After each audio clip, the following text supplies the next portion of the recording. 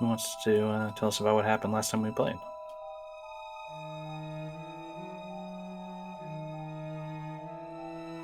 Don't everyone rush. Oh, actually, wait. Before we even do that, did everyone read about momentum?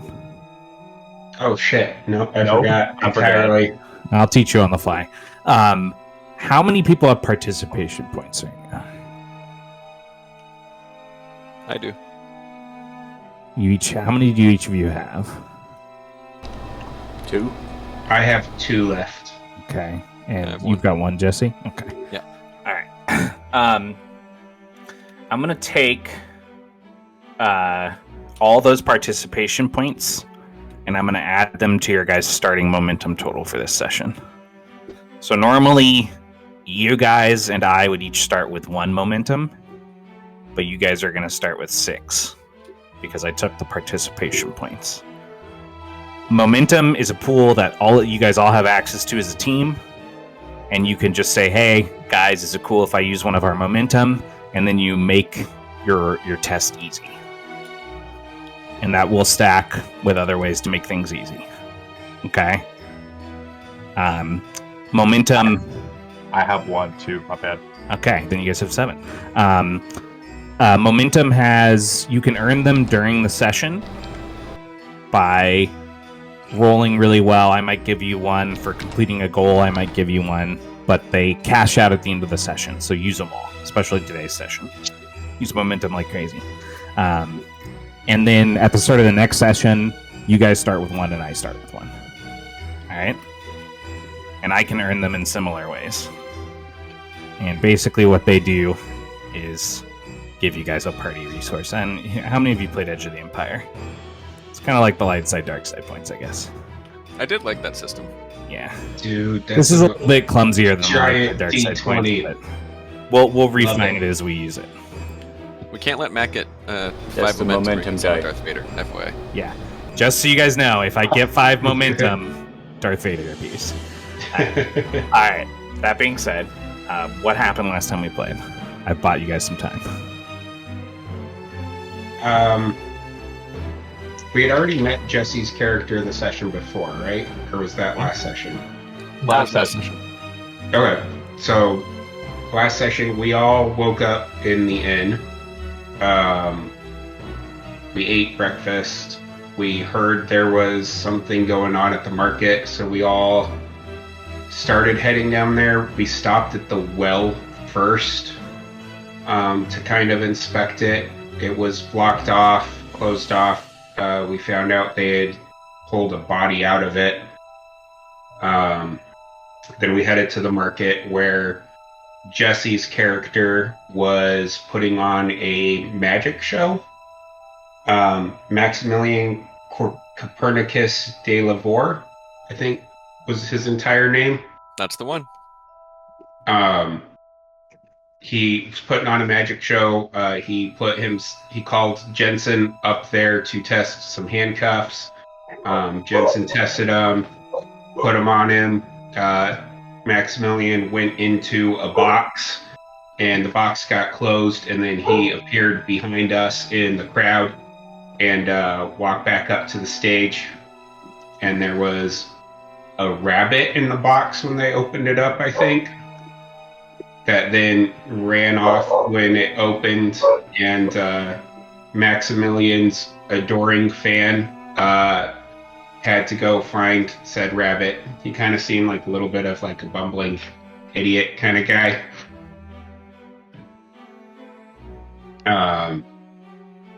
You're doing great. If you could just to tell the story again in any towns you stop in, that'd be wonderful. Oh, okay. I don't think people really want to listen to me when I'm in towns, but you know, I'll keep that in mind. That's probably fair. All publicity is good publicity, right? I'm not for anyone an undead monster spreading your publicity story. is, in fact, publicity. Truth.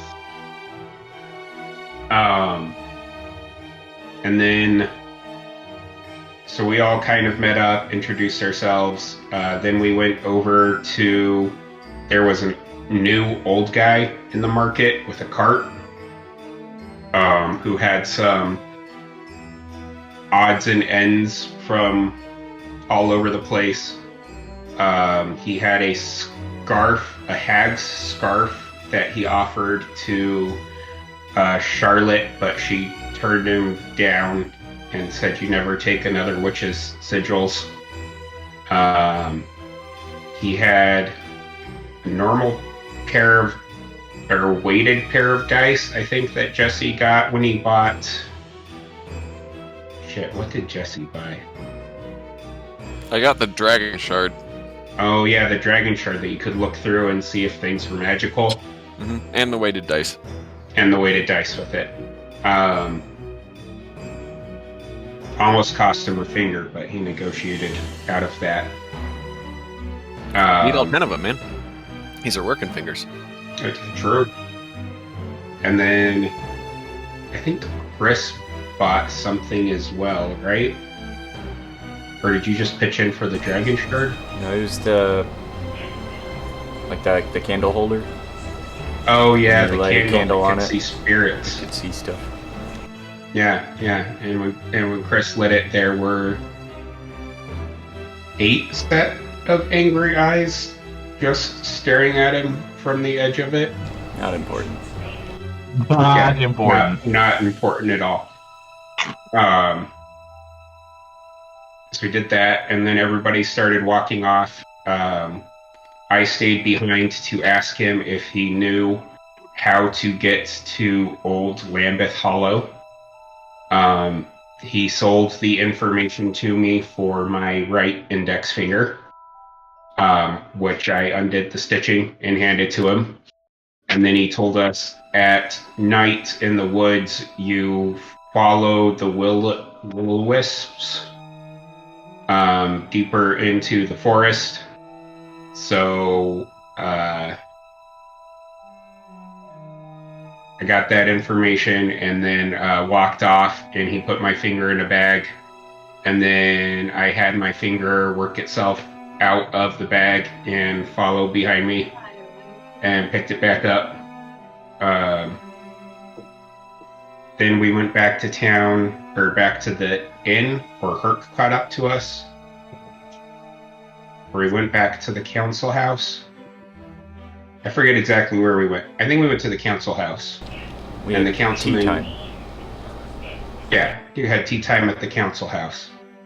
And then he, the only remaining councilman, offered us money to go figure out what the Headless Horseman was and what was going on in the woods and what happened to Councilman Neely and any of that kind of information that we could find. And offered Maximilian with us too, thinking his skills might be of use. We all accepted. I told them about how you get to Old Lambeth Hollow. We went back to the inn. They all rested until nightfall, and then we headed out into the woods. And me and Dare were very good at following along the ranger's path without, getting lost at all, ever. Very astute in the woods. And followed that out. We ended up coming to a bridge that I think it was Maximilian who crossed it first, or Charlotte? It was Charlotte. Charlotte started going across it first and said she got hit with some kind of psychic drain or negative feelings kind of thing as she passed over the threshold of the bridge. So everybody else tried to find another way around. Couldn't really find one. We all went back to the bridge. Everybody crossed over, and Dare, Jensen, Maximilian. I think one other person was able to resist it, like Charlotte did, but the other two each took a point of psychic damage. It did. Or sanity damage. I was wound to their immune sanity. the effect. Sand wound. Yeah, sanity wound. And then when V went to go cross the threshold, turned out it was a magic spell, and magic just doesn't work good on V. So the Raven that I guess had been casting it that was watching us, the people had clocked before. I forgot that part. Turns to clay, fell out of the tree, and we managed to go across the bridge just fine. That did prevent the sanity damage. It was definitely the Raven because I tried to was gonna knock down a tree or something like that to climb across, and it was not the bridge, it was the actual Raven. Yeah. Oh. And then my memory gets a little foggy of what happened after that.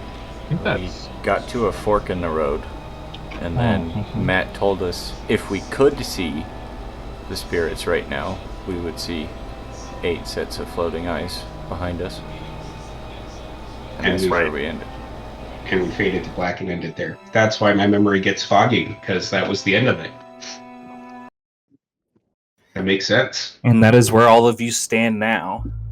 Not but 30 feet from a fork on a dirt and rock path amongst the woods. A surprisingly clear path. Maybe the most clear path you've found so far in the wilderness.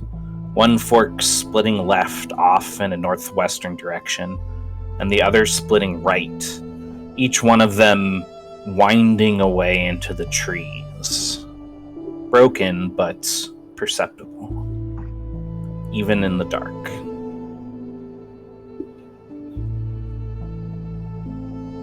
What do you all want to do?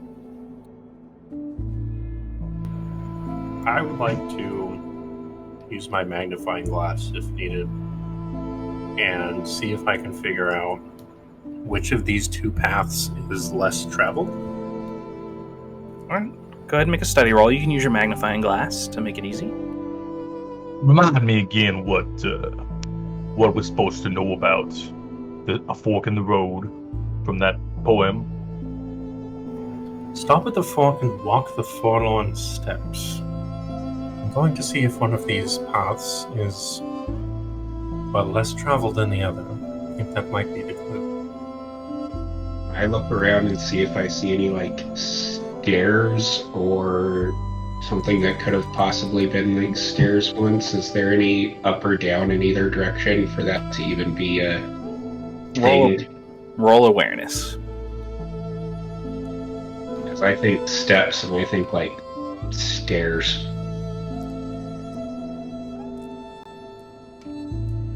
Stella, what'd you get? So I got 5. The path to the right, you feel like it's the less traveled path, but neither one of these paths feel like they've been walked particularly often. They're less disturbed than the ones you found earlier in the woods. It's possible that people don't make it this deep off of the main path, the trade route. Generally. Is there anything that discerns these two paths from each other? Is one darker than the other? Are there more trees on one? There are definitely more trees on the path to the right, whereas the path to the left has kind of a sporadic split, and there's kind of a buildup of chunks of rock and stone. It looks like it carves and winds kind of back and forth like a snake that's shifting. Both of them kind of do that at a distance, though. But forlorn can only mean so many things. Sad, does one of these look sadder? I don't know how a path looks sadder. Maybe less kept up. But I don't think either one of these look any different from each other, really. No, Maybe less trees is sad. I got a 4 on my awareness.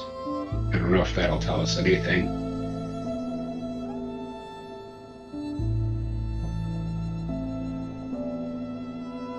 Weeping willows, maybe. You don't notice any actual steps carved out of nature or placed anywhere on these two paths, maybe farther down one of them, but as far as what you can see from the fork, you don't notice any physical steps. Can I look for anything made by some kind of animal, like scratch marks on tree branches or anything like that? Like Sure. a marker? Make an awareness roll. 9. On the path with more trees, you're definitely noticing some scratch marks. They look like wolf marks.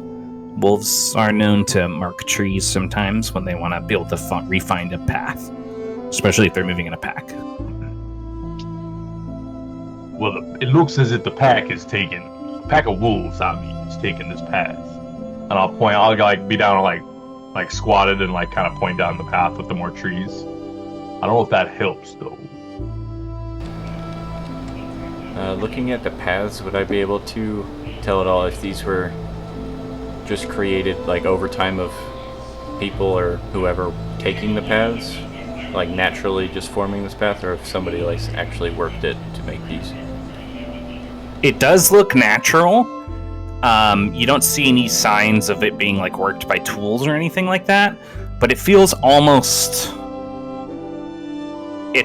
worked despite the fact that it's natural, if that makes any sense. Like, it doesn't seem like nature could have just made this happen, like, over time from people walking through. Gotcha. Could I peer down both paths through the dragon shard? Sure. As you scan each path, the dragon shard doesn't pick up anything on the paths. However, between the branching forks, you're pretty sure the dragon shard is picking up something. It resembles a crack or tear in the air between the forks. It starts at like the ground and it carves upwards about 8 feet.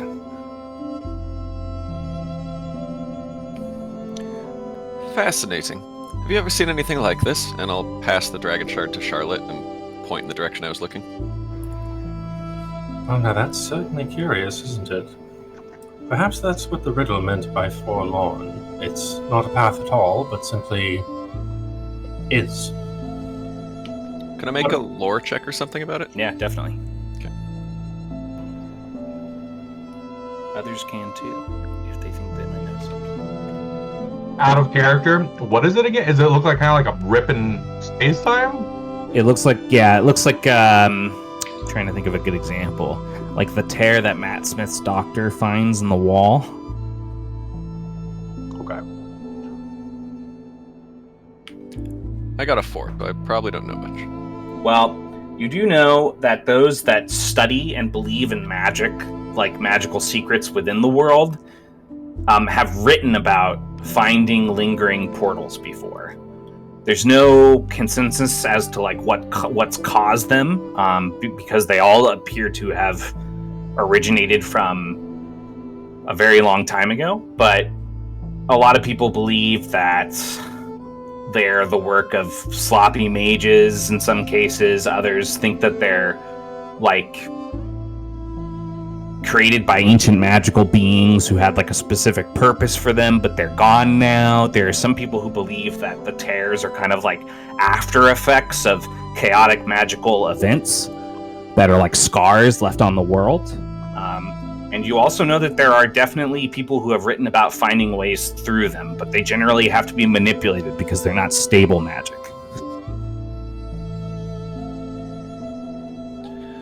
I know I've read reports about people finding things like this before, but I'm afraid I can't remember too many of the details. Supposedly they can be traversable, but I'm not sure how one might accomplish that. It's certainly no small amount of magic, and it's not easy to do. I'm a mind to avoid portals I'm not familiar with the destination of, but I think it warrants investigating at least. That certainly seems like a sensible caution.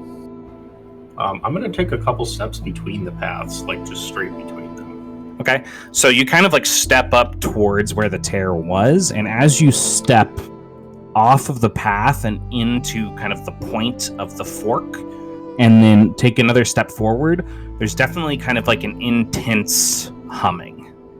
And you're noticing that there's kind of a pressure that comes with that. It almost feels like it's getting a little bit harder for you to continue stepping forward. Well, there's some resistance at least. But there is something here, that's for sure.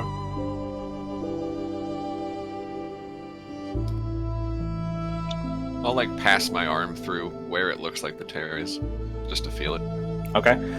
You reach up and you slowly shift a hand forward, and then you kind of pass it left to right through the tear, and there's a tug kind of at your body when you do that, and you kind of are feeling yourself having to pull your arm back.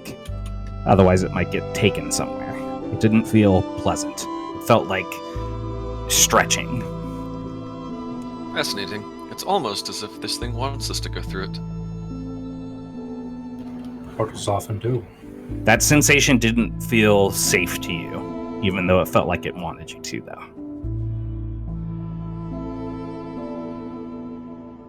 I've heard of these, but I don't think I've ever done seen one myself.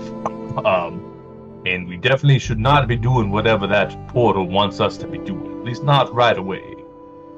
To see if there's any more, I don't know, evidence of ancient magical use down these paths before we hop on in. It would certainly be wise to explore less risky paths first. I will say I am worried that once we tread down one of these paths, we won't be able to return, at least not easily. So, if we're going to do that, I suggest we think carefully about which one we'll take. Perhaps we, perhaps my good fellow here could gnaw on some of the trees for us so we could find our way, and I'll point to V. On trees? That doesn't make any sense. Like the wolves do, you understand? I'll point to the marks we found earlier, or Jensen found earlier. I'll go up and bite a tree. It doesn't taste good. It's not a great texture. It's also at that moment that you realize that you're going to need brains at some point. You've got some of the brain jerky, but getting lost down one of these paths, you could start losing some bonuses eventually when you run out. And these trees definitely are made of brains. Charlotte, as that's happening, when you kind of sidestep peering where the crack was, you can hold up the dragon shard that Max handed you, and you can actually see brief glimpses of what's beyond the crack. It looks like a set of rock steps that are leading down into a fog on the other side of it. Walk the forlorn steps. Don't think it could be much clearer than that. Judson, would you mind holding on to this for me? And I'm going to hand you a folded up piece of paper. I'm going to give you a knowing look. Just in case. I would say kindly, and I'll kind of raise an eyebrow at you as I do it. I'll take it, and I will look where you were looking. I'll orient myself like directly behind you, basically. Can we see it? Or is it just no? You can only see it through the dragon shard. Okay. I'll walk up to Maximilian. I didn't learn anything from the tree, and it tasted really bad. That's a real shame. I've heard trees live for a very long time. They must have some fascinating memories. I don't think they have brains, though. Definitely not human ones. That could be a hitch. It only works if it's the same species. Everybody knows that. Would that I knew how to turn you into a tree. I don't think I want to be a tree. That doesn't sound very fun at all. Do you think there are zombie trees? I wonder what they eat. They could probably learn something from biting another tree. I would imagine they could. I gotta get that plant calling in the system ASAP. I mean, not to put a somber tone on it, but that sounds a little bit like cannibalism. I'm just going to look back and forth. I'm just going to look back and forth between Jensen and V. Well, Something tells me these steps are the way we're supposed to go, but it's not guaranteed it'll be safe, and it's certainly not guaranteed it'll be easy getting back. Then what are we waiting for? I'm gonna toss Max the dragon shard, and then I'll step through. Have we seen any will-o-wisps anywhere? Like the crazy old man was telling us? You've not. I'm gonna watch You haven't Charlotte. looked at them, though. I'm gonna watch Charlotte walk into it through the dragon shard. Okay, make an awareness roll for me. Great. It's easy. That'll make it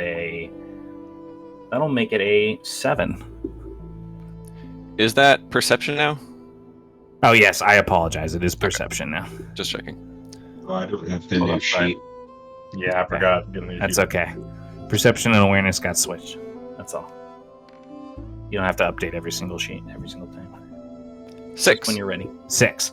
Okay, so you're not sure. You see it react to her. In addition, you notice that there's flares of different colored magical light as she steps up to it.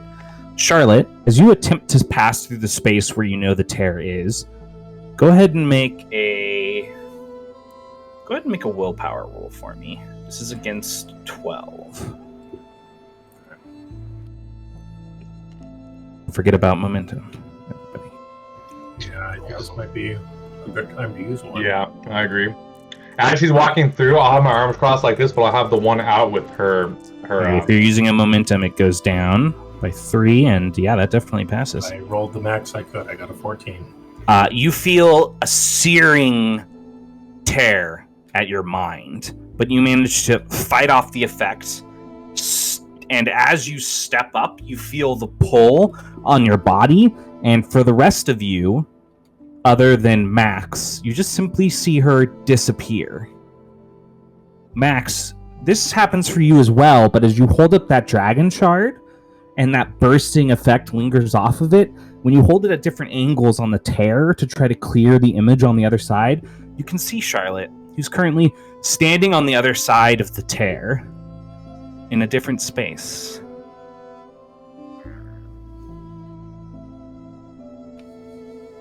Charlotte, can you hear me? Are you safe?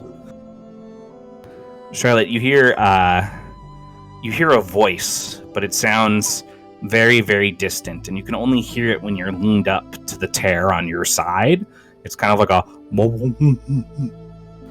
like you're underwater. Do I understand what? No. Okay. You can tell that they're trying to communicate. Yeah, I feel like I can assume what's being said, but I'll kind of lean towards it a little bit and say, so far so good. You can see Charlotte leaning, and you can see her lips moving through the tear, but you can't hear anything at all. I never can. Could I attempt to read her lips? Sure, make a perception roll. This is a 12. Technically possible.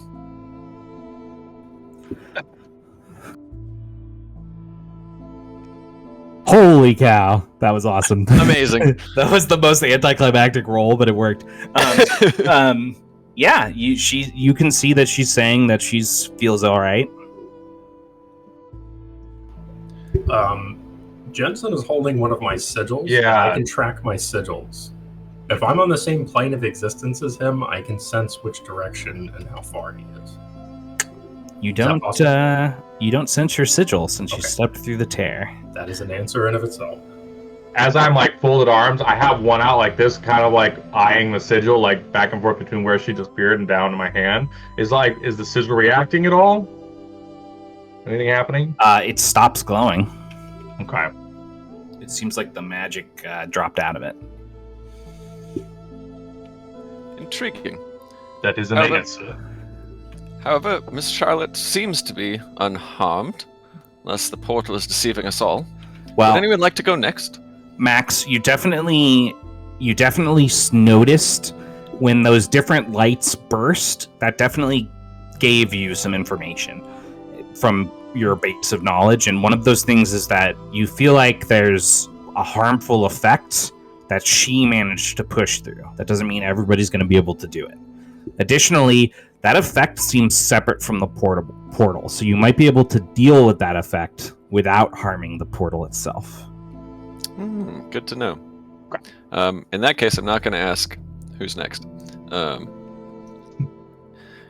seems there's some sort of enchantment or something on this portal that is making it more difficult to traverse than it might otherwise need be. Let me see here. And he's going to pull out a little pocket book from the pocket of his waistcoat and start flipping through it. I think I read something about this sort of thing once. Ah, here it is. And then he's going to hold the pocketbook out in one hand and then sort of wave his cane in a very grandiose manner at the portal and start reading from the book. And I'll cast counter magic on the effects on the portal. Okay.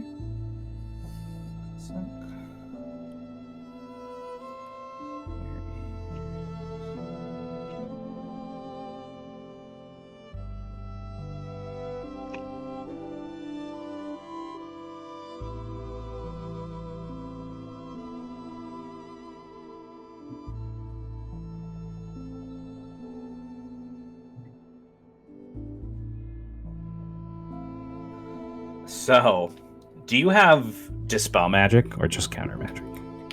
Just counter magic. Okay. So technically, to cast Counter Magic in this situation, you would need somebody to bait the effect. Okay. Dispel, you'd just be able to target it, but you do need one of them to attempt to pass through it, and then you need to try to protect them. Okay. He'll frown when nothing happens and say, perhaps it is weakest when it is actively engaged. V, my dear fellow, how would you feel about being part of an experiment? Or perhaps another experiment, I should say. I don't know if it'll work very well with me. Magic just doesn't work very well against me, so I probably wouldn't be the best subject. Or perhaps you would be the best. It might not know that you aren't as susceptible to this sort of thing. That might not stop it from trying, and that's all I need. Okay. I'll walk through the portal. Okay. And when it targets me, I instinctively cast Counterspell anytime I'm targeted by magic, so... One of you's gonna get it. Why don't both of you go ahead and roll? It is a power roll, and you do need to roll. Actually,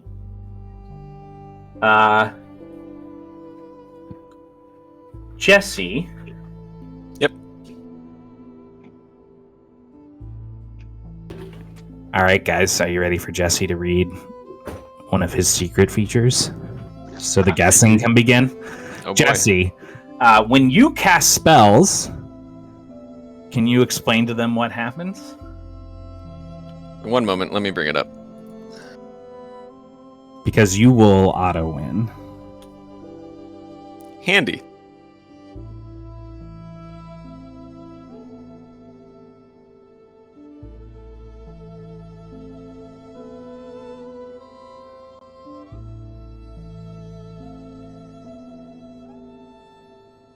Okay, so whenever I cast a spell, it is cast at one strength higher than its initial casting strength. Correct. So I'm casting at a strength of 2. At a cost of 1. Indeed. And it fizzles as V, you feel the pull and step into it and appear on the other side at the top of the Forlorn Steps with Charlotte. Oh. Hey, Matt, I just realized Hemomancy doesn't say what type of power check I would be making. It's brawn. Brawn? Okay, that's what I assumed it was, but I wasn't 100% sure. I thought the first feature converted your power check to brawn, your power skill to brawn. Let me read through it again. Maybe I just read over that when I was trying to... Oh yeah, this allows you to use your brawn as your power attribute. Okay, yeah, you're right. I just missed that part when I skimmed through it real quick. And the two of you are on the other side. For the rest of you, the tear has now appeared to the naked eye. It thrums with a magic, a power that's just kind of lingering there like its own living creature.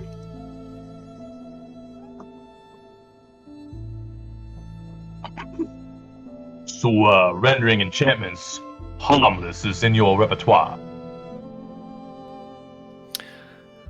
Well, Mr. Jensen, in my field of work, you learn a great many types of tricks over the years. Well, I'm sure, but some are more impressive than others. And he'll glance down at the book and back up at you. Well, I am certainly glad that you enjoyed the trick with the box so much. It was fun. He'll clasp the pocketbook closed and slip it back into the pocket of his coat, and then say, good, Miss Charlotte. Have you discovered anything of note on this side of the tear? Did you step through? Oh, sorry. I thought you said we both went through. I mean, you could have followed him through, right? Okay.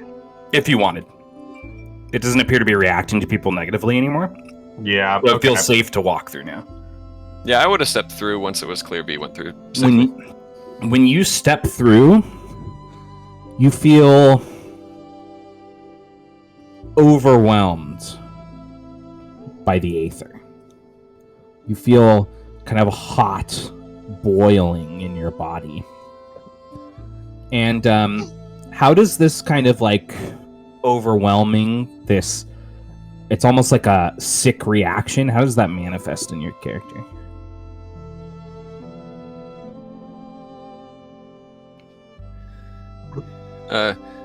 He'll start sort of fanning himself with one hand and then say to Charlotte, would you hold this for a moment, my dear, and then pass her the cane? And then he'll reach into that sleeve and pull out a handkerchief and start dabbing at his forehead. Yeah, he's perspiring heavily, and he looks kind of peakish. When you hold his cane and observe him, you see all of this rise up, and then as he starts to take deep breaths, that peakishness and that kind of compulsive sweating starts to die down pretty quickly.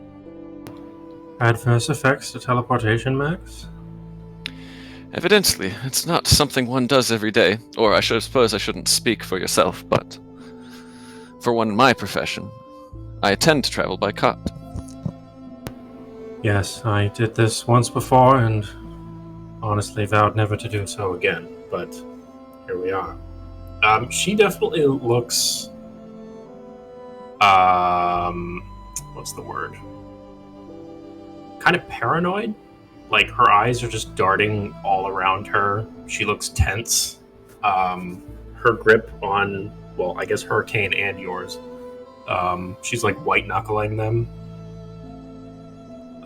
She definitely doesn't lock eyes with you except for the moment when she's seeing your reaction. Charlotte, you and Max, go ahead and make lore rolls. This is against an 8. Before I step through, I'll be the last one through, and I'll whip around really quick and try to see if anything was watching us do this. Perception, please.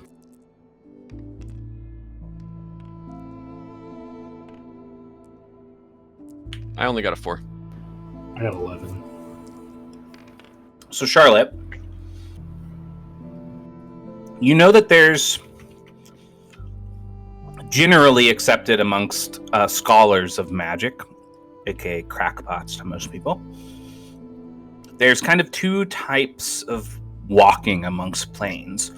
There are planes of existence outside of reality that are layered onto the world, intrinsically connected to it and its magic somehow.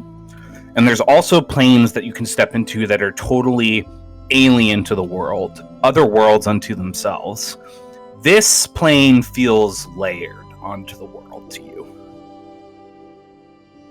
So wherever I go here, I technically also go in the other, just not on the same layer. Yes. You're probably invisible to the naked eye on in the actual world, but you are probably moving in kind of like an astral form. Gotcha. So if this layer, for example, if this layer exploded somehow and you got shunted out of it, you'd probably get shunted physically to the closest place to wherever is where you are in the layer, not necessarily back where the portal was. Gotcha. But it also means that this layer and its existence originated with the world, which inherently means it's easier for you to understand if you try to. Gotcha.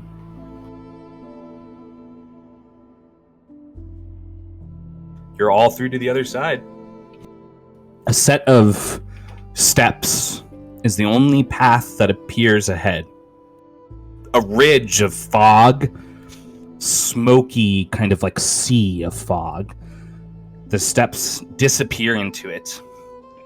But just in the distance, somewhere in the fog, all of you can see a peak of something on a hill. It's lit. It looks like the peak of a small tower. Like a chapel tower. Is the portal still here?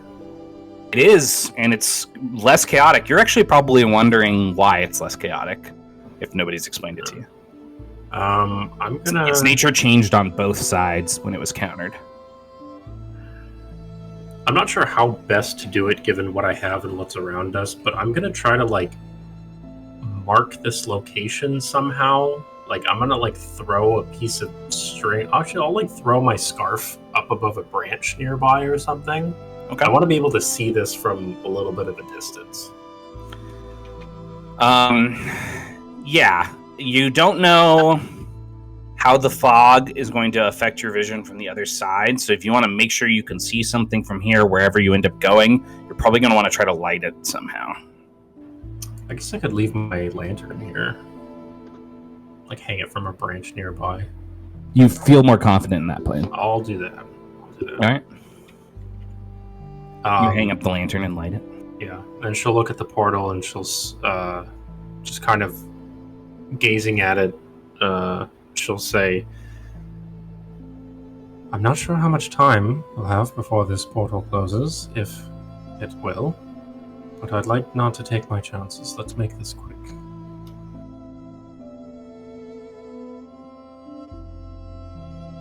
Do you head down? Yeah. All right. Do any of you guys know what will-o-wisps look like? Can't say I've seen one in person, but I've definitely read about them. I've been keeping my eye out. I haven't spotted one yet. For the basics of a will-o-wisp, like knowing kind of like what it would look like physically, you would need to roll like a 5. Lore. See, I technically can hit a 5. Yeah, but then why'd you ask the question? It's a good question. I got a 7. Hilarious. I got a 7 as well. Tales of will-o-wisps usually present them as disembodied lights. They're known to be found in forests and deep out in the waters or in the oceans. And there's a lot of stories of will-o-wisps leading people to their deaths or tricking them into getting lost. They're spirits. It's generally accepted that they're spirits of fae creatures that have lingered. And the fae's favorite thing to do is fuck with humanoids, so...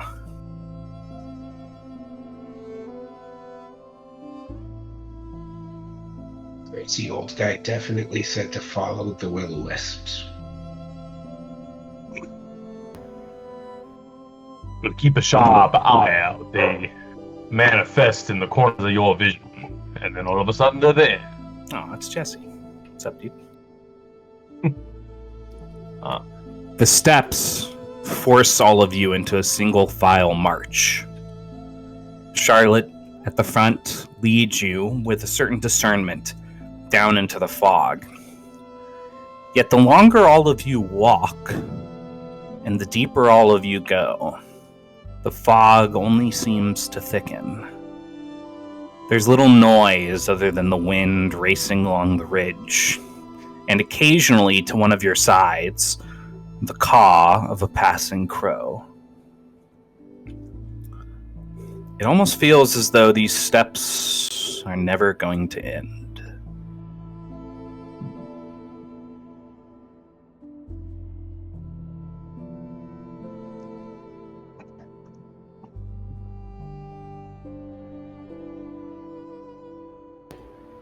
If I remember the riddle correctly, the next part spoke of tricky shadows before finding the chapel. I suggest we be on the lookout for any movement within the fog, any darkness. And, well, we'll just have to defeat whatever it is that presents itself. But I don't think that we'll get anywhere on the steps themselves. Another crow flitters by,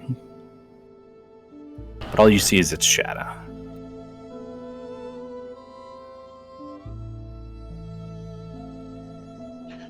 What's around the steps? Like, if I took a step... And when you guys first started, the first few steps, it seemed like it was coming down on a ridge. But at this point, it feels like stepping off in any direction would just be plummeting into the fog. You have no idea if there's solid ground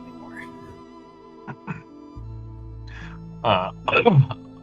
Miss Charlotte, how long would it take to make a sigil? Maybe we could see how far down this darkness. I'm like peering over the side of the steps. See how far this darkness really goes.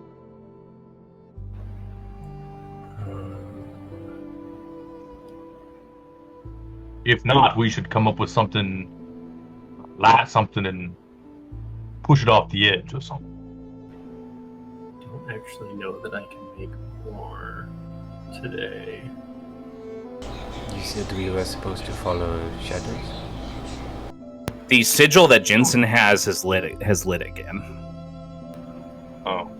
So that one didn't get destroyed, but that doesn't necessarily help you if you don't have any more you can make. I mean, it doesn't actually say what the limit is per day. I can just create an amount equal to my wits. I'm assuming that That's means the limit. my wits per day. Yeah. Okay. Can you throw a note on there for me?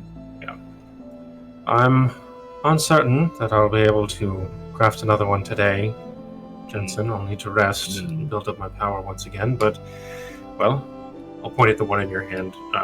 We could use that one. I suggest tying it to something a little bit heavier, otherwise we'll be here for quite some time.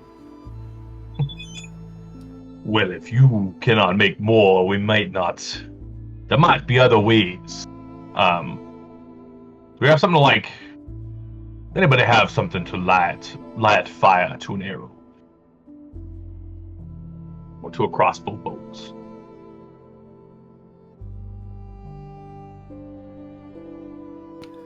I believe I have some flint, if that would help. Maybe. I'm thinking maybe. And he'll pull the crossbow off his back and like lock it into place and say, I could fire down in if it was on fire, we'd see how far it goes. Or some kind of marker on it.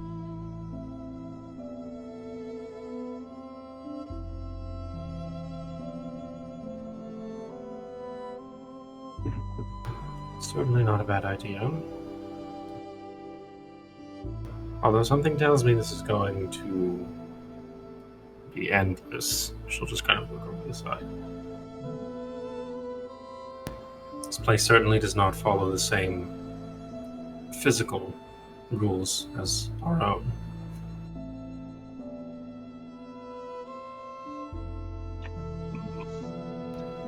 Are there any actual crows around?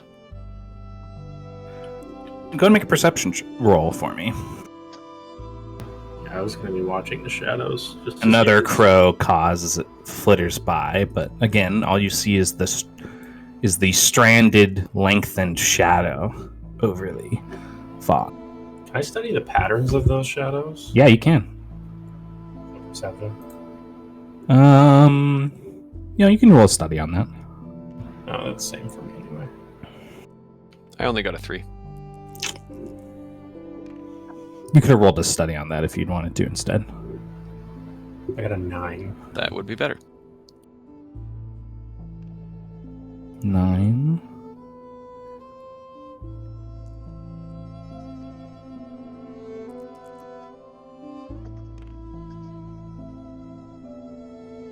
Hmm, 6. Slightly better. So one of the things that both of you are noticing is that the crow's shadow lingers for a time after you hear it passing. And they're kind of passing through different areas. But when those shadows are lingering, they look like they're a dark, translucent plane that's stretching across the fog. The kind of the way that light will cause a shadow to stretch. It's the same kind of.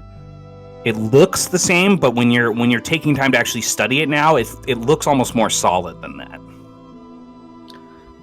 I'm going to look at that area through the Dragon Shard and see if I see anything unusual about it other than that.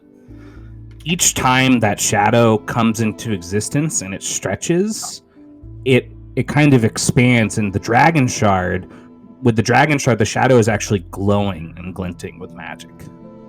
And it almost looks like a flat plane.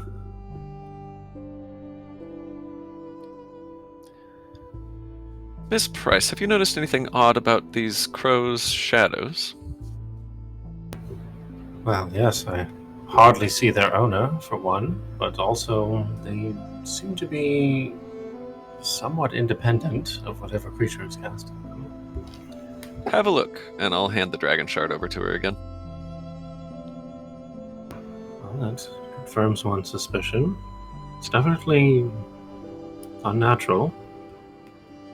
The only question is, if we are to follow this riddle, how are we to best these shadows? Are there any loose, rocks or anything around? The steps are a hard material, so you would need to chip away at them to loosen something. If you didn't just want to pull something that you might have on you. Yeah, I'll just take something loose from one of my pockets that I usually trick or something, and toss it out where the shadow is when the next one passes by. So it tosses out and it bounces and skips and then slides to a halt on the shadow, and the shadow kind of extends like it's a flat solid plane, and then after the cawing goes away, it fades and the rock falls into the fog. Intriguing. So we follow the shadows very quickly. So it would seem.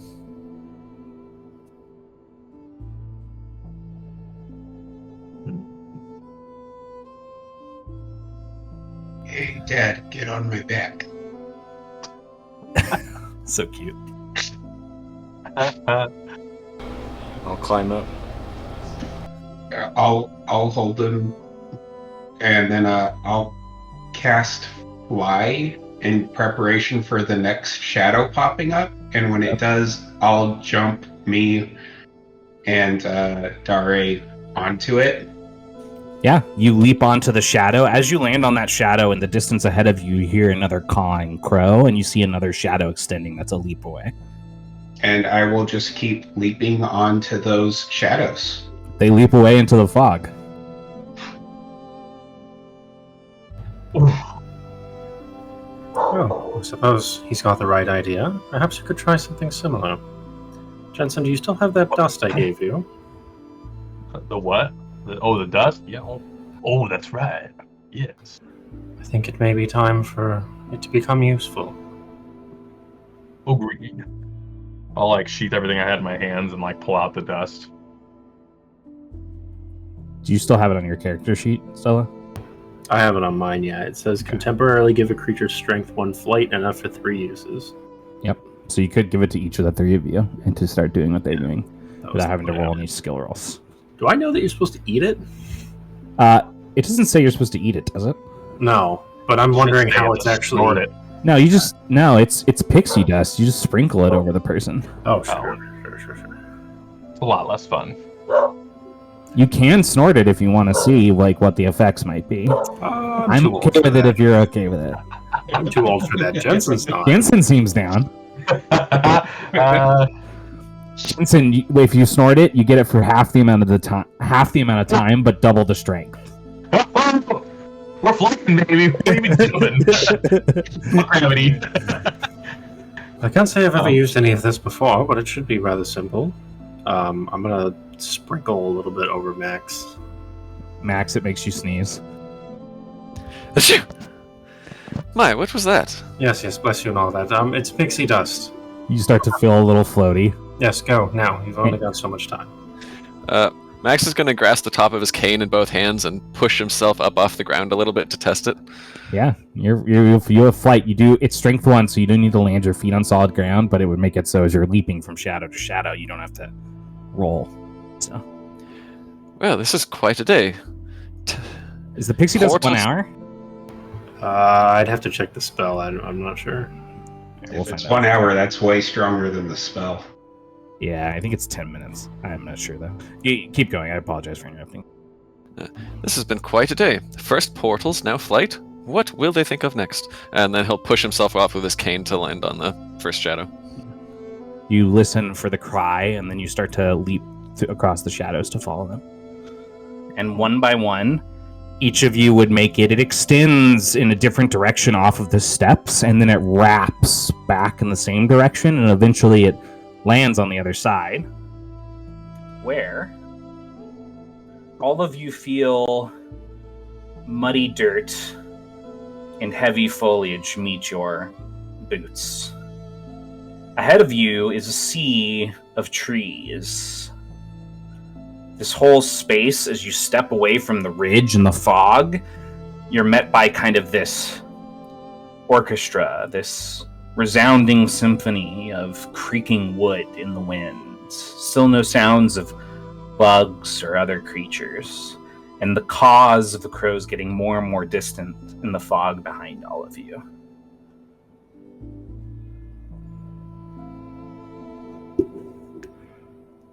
In the distance, through the maze of trees, all of you can see that lingering light from the tower top. But you still can't make out the building it belongs to. You can just tell what direction it's in. And as all of you start to walk, and the trees' creaks start to resound like a marching anthem at your footsteps, you start to make out something in the wood, a collective voice, like a chorus of ancient nature. What is a life worth?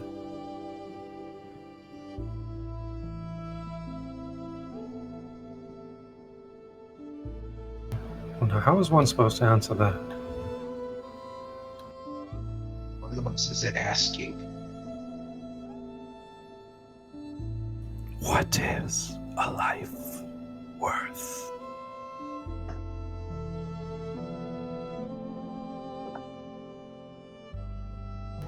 I suppose that varies from person to person. Could you be more specific?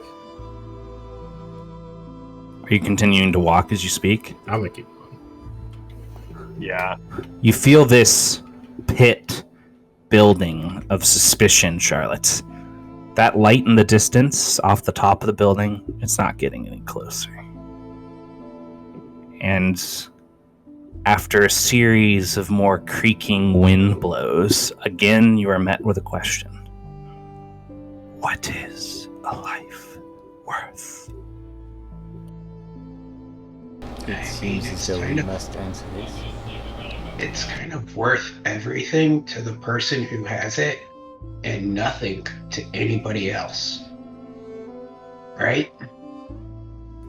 As V's walking alongside all of you, and he says this, he passes between two trees and disappears from view.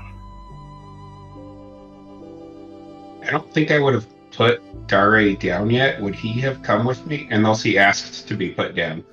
Did you ask to be put down?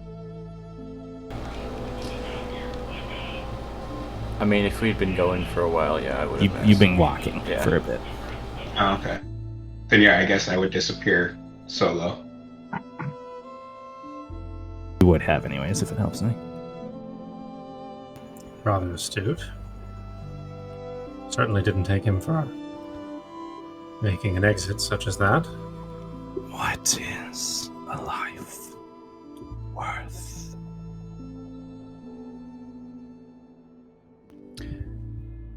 Do you think he found the correct answer, or the wrong one, or is this one of those situations where there isn't one, and it's just trying to probe us for our personal feelings and values?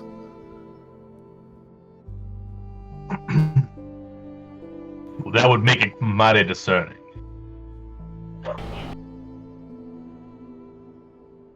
Well, I suppose a life is whatever you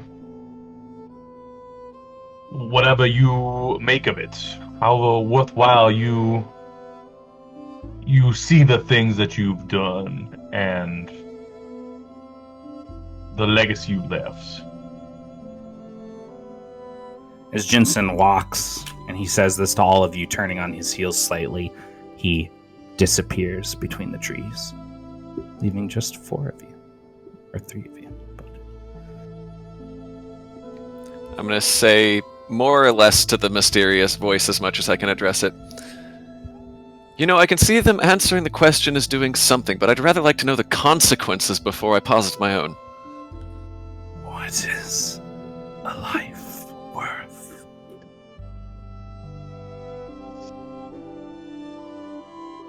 The tanks walked through. Stop fucking around. Right, you guys are gonna get ambushed and die. Jesse, are you in the back? I'm very studiously in the middle. Anytime someone stops in front of him, he's like, oh no, after you. And anytime someone catches up too quickly behind him, he picks up his pace. Yeah. He knows the rules. He's got a weird sense about it. What are the 3 of you doing? Talk to each other. I'm gonna go lean against a tree. Okay. Well, we certainly need to answer the question before we are allowed to leave. Well, Doctor, of the 3 of us, or arguably the 5 of us before, I would say you are possibly the most qualified to answer this question, as you have, I expect, the most experience with people's lives directly in your hands. But do you really think it is asking for a monetary value? Oh, I don't mean that necessarily, but expect you have the most experience seeing what people's lives mean to themselves and to those around them. Right when it comes down to it, you understand. Well, a lot of times, people seem quite selfish at the end of their life. What is a life worth? I'm tempted to simply say 10 marks and have done with it, but I'm not sure that would be an acceptable answer.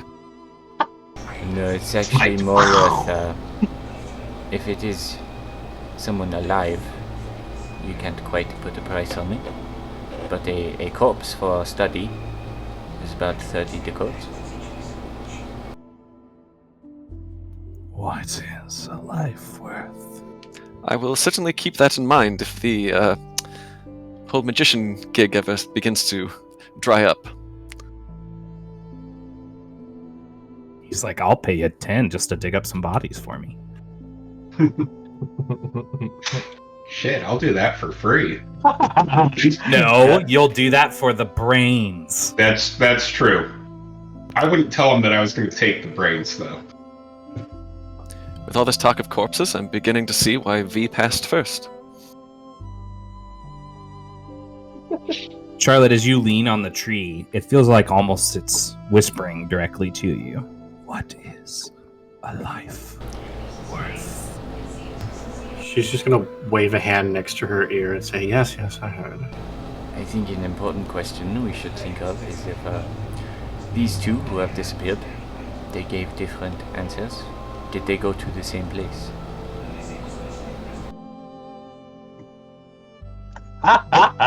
Literally just type As soon as he does that.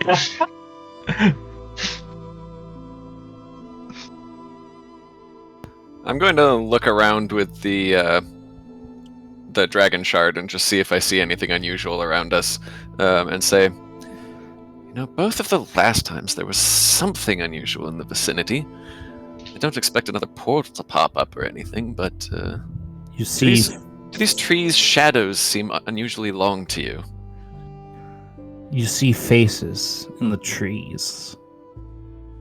Gnarled knots of wood shaped into faces watching you. What is a life worth? Just out of curiosity, do I see V's or Jensen's faces in any of the trees? Not that you can tell. How comforting. I like that idea, though. That's what I was afraid of. I'm all for it.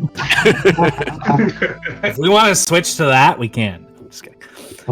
Switch to that. The voice from the trees Charlotte's leaning on starts to sound suspiciously like Jensen.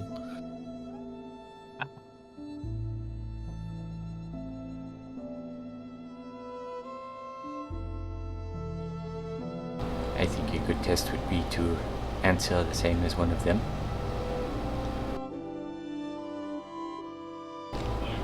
If it will accept the same answer. Well, if that's the case, Dr. Valls, then perhaps it would be a good idea to provide the same answer that Fee did, so that, I don't know, perhaps the two of you could end up in the same place. It would certainly be elucidating to one of us, which I suppose is progress. Well, I will put it to the test.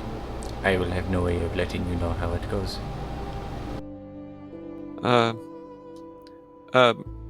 Miss Price, Mr. Jensen still had one of your sigils, was it?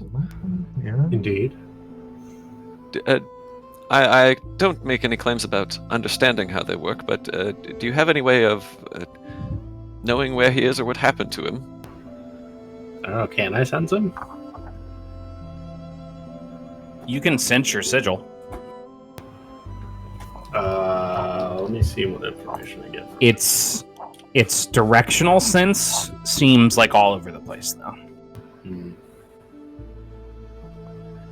Yes, it's certainly still on this plane of reality, but it's not exactly giving me anything specific. It just sort of feels like he's everywhere. Somehow I'm still not quite comforted by that knowledge. Well, to be honest, Maximilian, I don't think you'll feel comforted until we leave this place. I'm inclined to agree.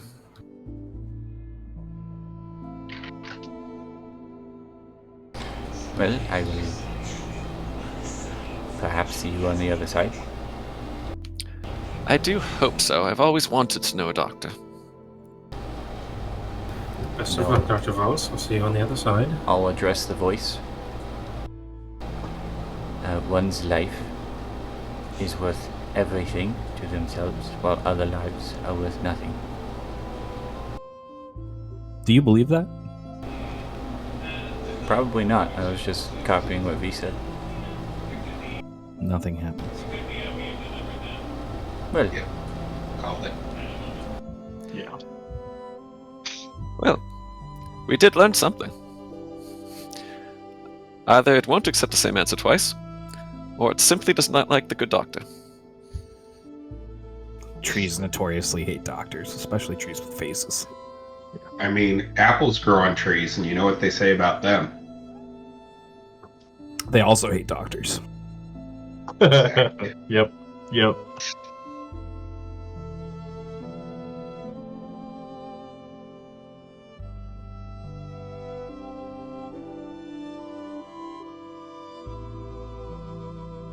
Maximilian sort of pacing the area nervously, tapping his cane as he goes, seeming to think.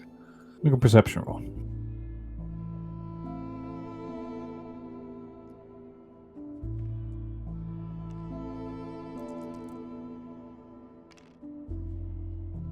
7. You notice as you're kind of pacing the area and scanning the trees. Are you still using your shard? Yes. You notice that on the other side of one of the trees, leaned in between two large roots, breaking into the ground, there's a skeleton. They're clad in what's left of a very old friar's mock. And they're just leaned into it. And there's roots digging through the bones of the skeleton, almost like it's slowly being absorbed into the nature itself. Max will stop in his pacing suddenly when he notices this, and then walk straight over to the skeleton and sort of lean down over it and peer at it through the dragon shard, and mutter, "Now what do we have here? Are you another victim who refused to answer, or perhaps the source of the voice itself?"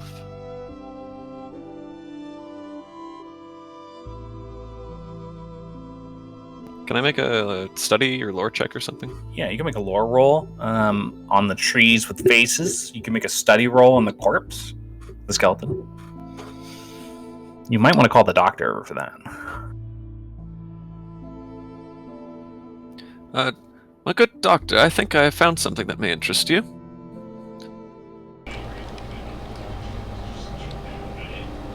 I don't know how much I could tell about a skeleton.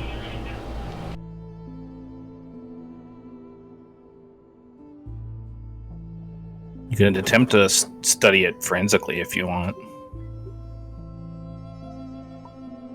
It would be a formal sciences roll. Yeah, I'll try it.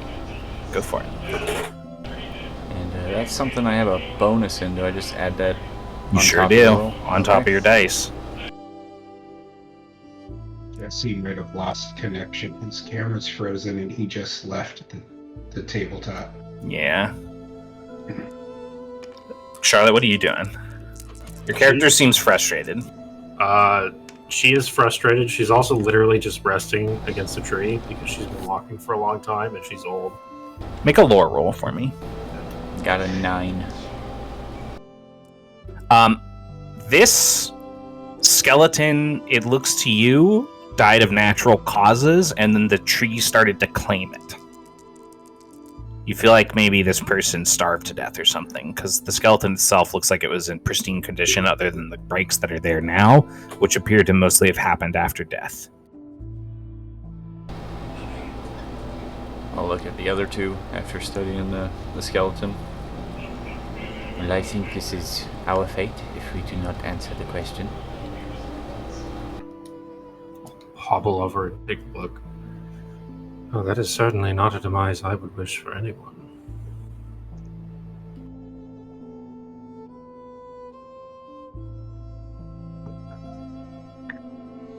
Well, then we best figure out the answer needed to pass.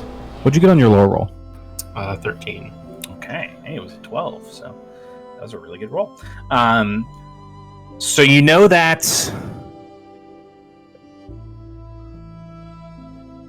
that in some cases, layered realms were created as a direct reaction to the development of humankind.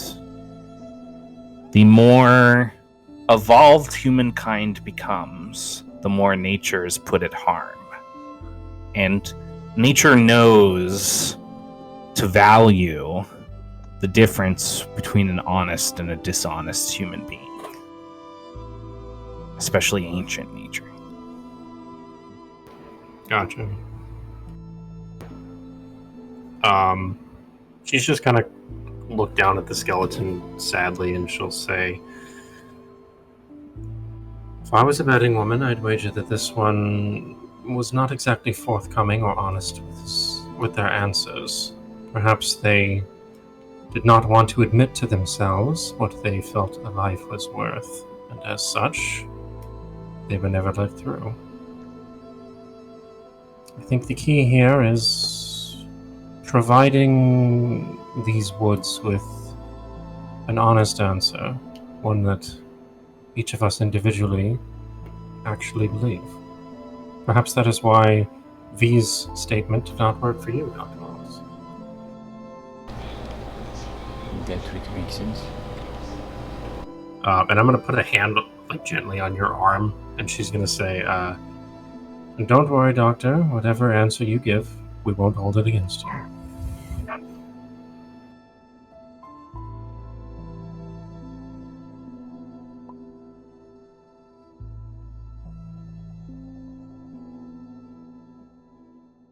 So you missed him studying the body, the skeleton. He's pretty sure that the person died of natural causes, probably like starvation, because the breaks and stuff on the bones are not evidence of like a person struggling. And you said they were dressed like a priest or something? Yes. If you you got like a 5 on your lore roll, you would have put the clothing that was on this person as something that somebody would have worn in like medieval times, like 5 to 800 years before this. Okay. So they've been here a long time. Yes. Or they like to LARP. Yeah, that's true. Yeah. Oh my god, we gotta have a session in the setting where the players are LARPing characters. The characters are LARPing other characters. That's what we gotta do. So Somebody write that down. we're gonna do a one shot where Jensen runs a D&D session for everybody. Oh no. Fuck yeah. That's how we'll get James to finally run one. Yeah.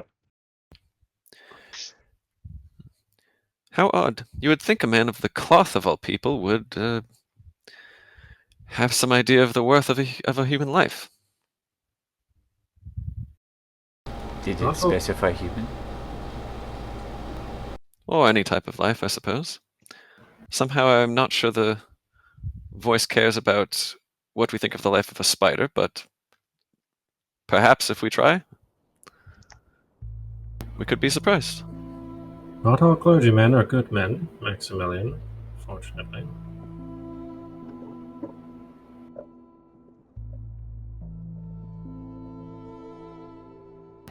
Or, I suppose there's always the possibility that this fellow just couldn't make up his mind. Or, God forbid, he was mute. Charlotte, keep in mind that based upon the fact that you can cinch your sigil, time is probably passing at the same length wherever they might be to wherever you guys are. Yeah. Well, I've half a mind not to stay here any much longer. I'm trying to determine my own answer. It's something I've not exactly thought about much in this way, but if either of you have your answers prepared, I suggest we take the opportunity. What is a life worth? Yes, we heard you the first several times. And if you must know, I think, number one, all of this is completely preposterous. And number two, I'm not quite sure I agree with our dear friend V. I think while a given person may value their life as everything, that's not quite what you asked. You asked what a life is worth, not what a person values their life as. And personally, I think a life is worth the impact it has on the other lives around it. Maximilian disappears into the trees. Well, he found his answer. Most certainly did.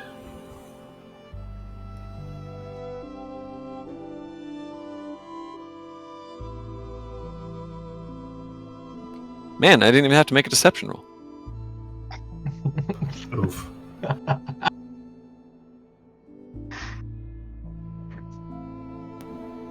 I suppose I would say that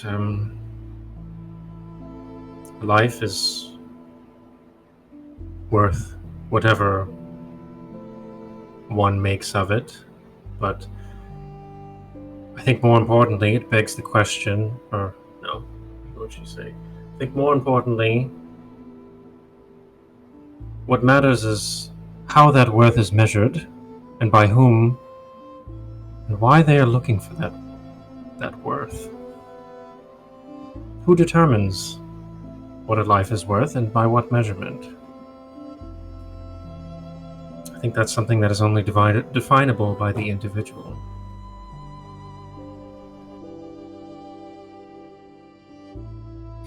What is a life worth? I'm going to stamp my cane on the ground and look up, and I'm going to say, whatever I want it to be. She passes into the trees and disappears. Doctor, you stand alone. What is a life worth? I'd crouch down next to the skeleton. Just like poke the skull a little bit, like turn it so it's more facing me. I would say a life is worth whatever can be made from it. There's a dragging pull. The creaking of the trees for a split second resounds in its symphony around you.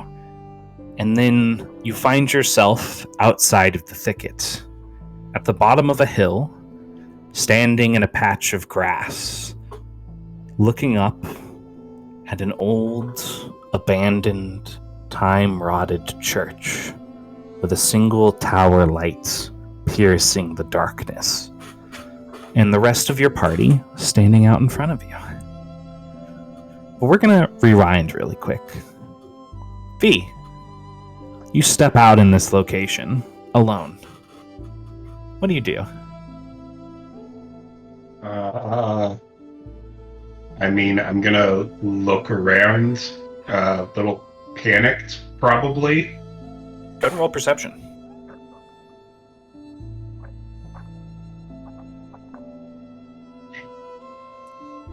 Not great at those.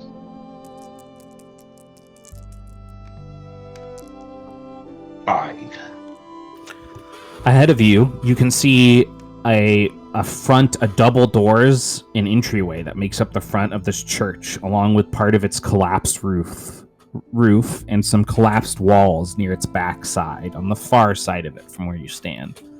Where you're standing now at the bottom of this hill faces the front of the church, the door, the steps that lead up to it on the hilltop. You see a figure pass from the outside to the inside, and then another figure walk out and take that figure's position. Each of them tall, wearing dirty Victorian clothes. Most of them have pieces of suits, but not a full suit. And each one of them, both the one that left and the one that came back, wearing those burlap sacks over their heads. As you're observing that and taking that in, you hear the sound of boots on the undergrowth as Jensen appears behind you.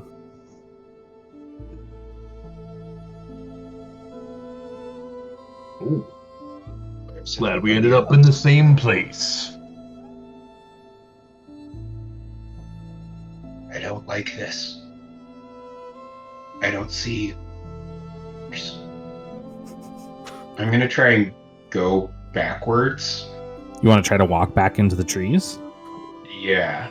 Sure, you can walk back into the trees. And I'm assuming I don't see anybody. No. The trees look like they go pretty deep, so. Right. Your answer. Sorry. Yes. The light was way off in the distance before, and now I'm Sure right was. in front of it. Now you're right in front of it. I'll say, well, I can assume that the answer to the forest question is a personal answer. I didn't say the same thing you did, and now I'm here. So I imagine they just gotta say what they think. Shouldn't take too long. 10 minutes pass. Well, I didn't think it was that hard of a question. Did you? No, I did not. I mean, it's not something that I think about every day, but it's something that I've thought about. Have they never? I mean, your father has to have some kind of an answer. I really wish I was there for, actually. Max, I mean, I've never thought about it before, ever. That's Maximilian Considering- appears out of the trees. This is what we get for running a 3 savvy character campaign. Yeah. Well, considering your Maximilian, good, you came up with an answer. That means the other one should be not too far behind, right? You guys got help. Whatever. Oh, I'm sure they'll be here any minute. We were just having a quite lovely chat with a nice priest we met in the forest. You met someone after we left.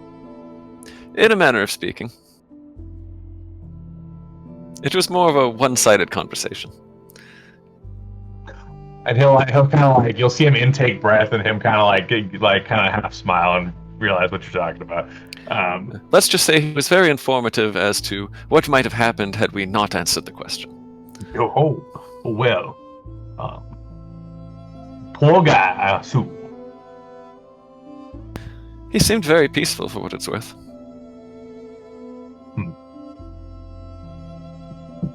Well, But yes, as to your earlier question, I expect they'll be along any minute. Charlotte appears. She comes out in a bit of a huff. She's like straightening her like blouse and like her handbag. She'll look around at everybody and say, "What I wouldn't do for a glass of bourbon right now."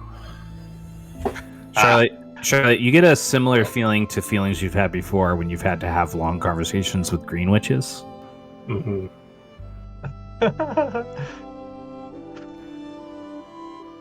The doctor should be along any moment now. Once he's here, I think we should make haste. damn, he's the answer I'd like to hear the most. I won't lie. I'll reach into my pocket when Charlotte says she wishes she had some bourbon, and I'll pull out the brain jerky and go, "Here, this always helps me settle my nerves." Mm-hmm. Nerves, maybe. Stomach, no. I'll pass V, but thank you for your hospitality. Your loss, and I'll just start munching on it. I'll look at Max and like a hush sort of say, I have never encountered an evangelical undead before. Dr. Waltz appears.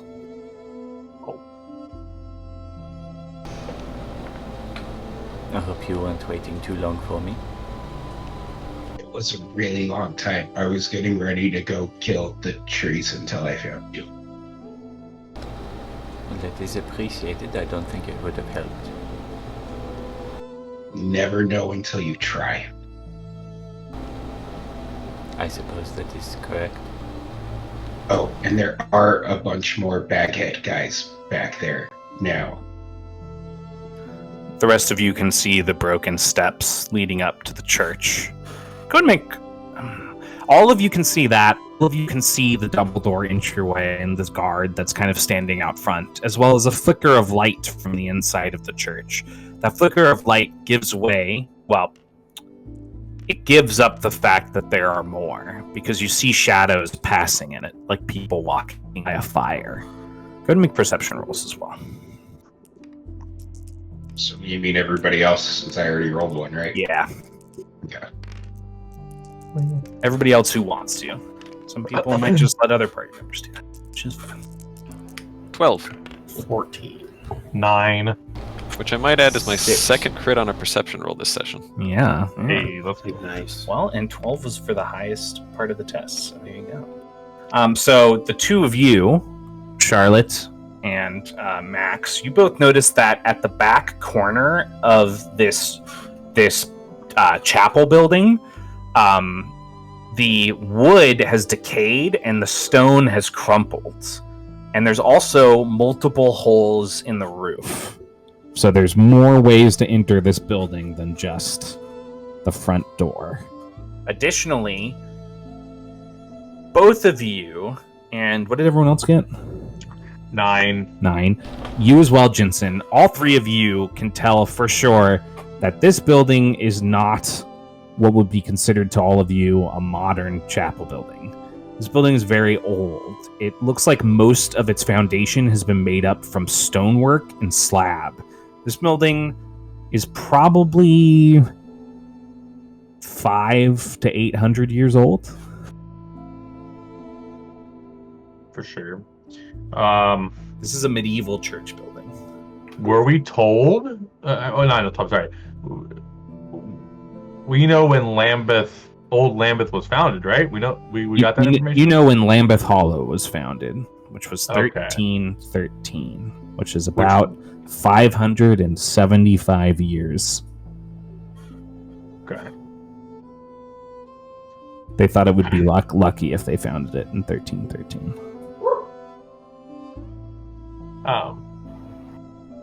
So everybody knows. Actually, 13's a lucky number. Charlotte knows that it was founded on the 13th day of Leulion, 1313. So technically, there's 3 13s. Even luckier. Exactly. Or Nothing bad the happened. opposite. I mean, Was maybe found- this is what made people realize 13 was unlucky, not lucky. It was founded on the 6th day of the 6th month in the 666. Okay, it's gonna be fine. I'm gonna look up at the chapel, like her hands on her cane. She's gonna say, "I suppose maybe they did mean old Lambeth. This is very possibly from the medieval era, almost." Well, that I makes wonder- sense considering when Lambeth Hollow was founded. No. Indeed, it Assuming does. this is the original. Certainly hope there's not an old Lambeth. I don't know how many more of these I can take. I wonder if they happen to be missing a priest. Lambethception. I wonder how all of them got through. Either they have a secret way to this chapel, or they simply know all of the answers to everything we were just put through. These bagheads are more like specters, right? They're not like us, physical. They're more like spirits, right? Not as far as you're aware, they're humans. You've talked. Oh, okay. The guy that you talked to seemed like a human being to you. Right, but I mean the ones here. They look They like have the- humans to you. Okay, so They're they just also wearing bags like he was.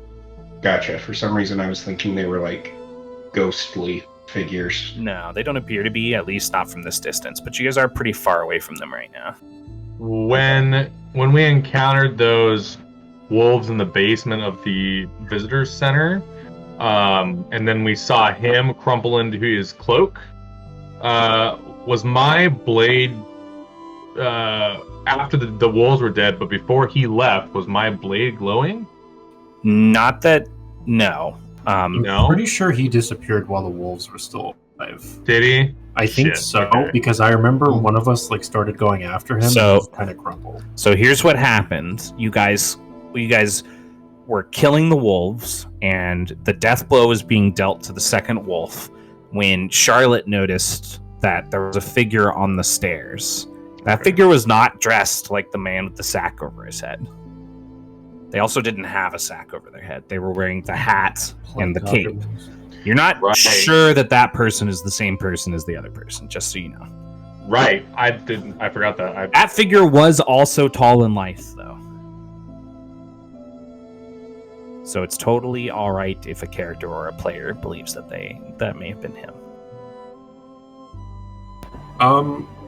But when I tried, he didn't sound like the guy I talked to with the bag over his head, right? Because It sounded like a disembodied voice when they spoke to you. Okay. I have no idea how much time has passed since I made my sigils, but if this one is still active, the one that Jensen has, can I track the one that the bad guy has? The one I thought you gave the bad guy. He dropped it on the floor. No. No, he had it. I think I- it has. I think it I has. thought- I gave him one, and then I dropped one myself when I was being interrogated. I believe it has been 24 hours though, Okay. so that sigil is no longer tracked. Okay. Well, I suppose there's only one way to do this, unless any of you have any better ideas. There's someone posted out front, and they look like they're not very friendly. This might be just my history and my expertise and my guts, but something going on. There's too many of them up there with bags on their heads. There's too much.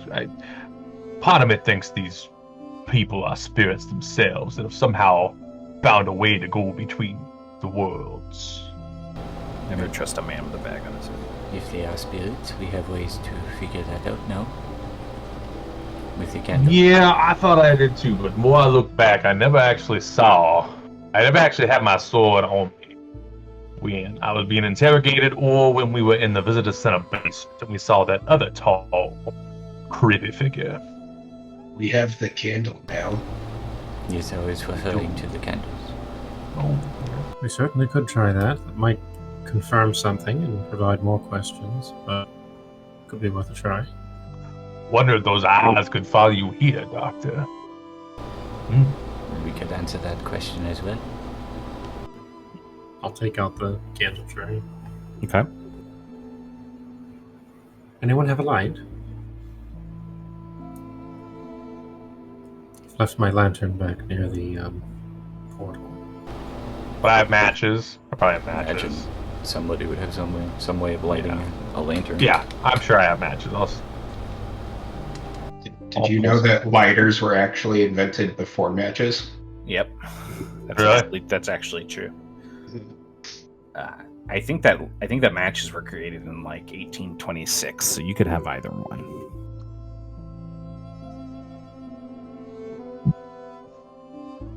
I'll pull out a lighter then. Actually, I'll pull out that's a not lighter. true because they discovered essentially matches in China that they believe they've dated back to the 5th century, Josh. So that has changed. Oh, okay. That's new since the last time I heard that. I mean, new shit's getting discovered all the time. So True.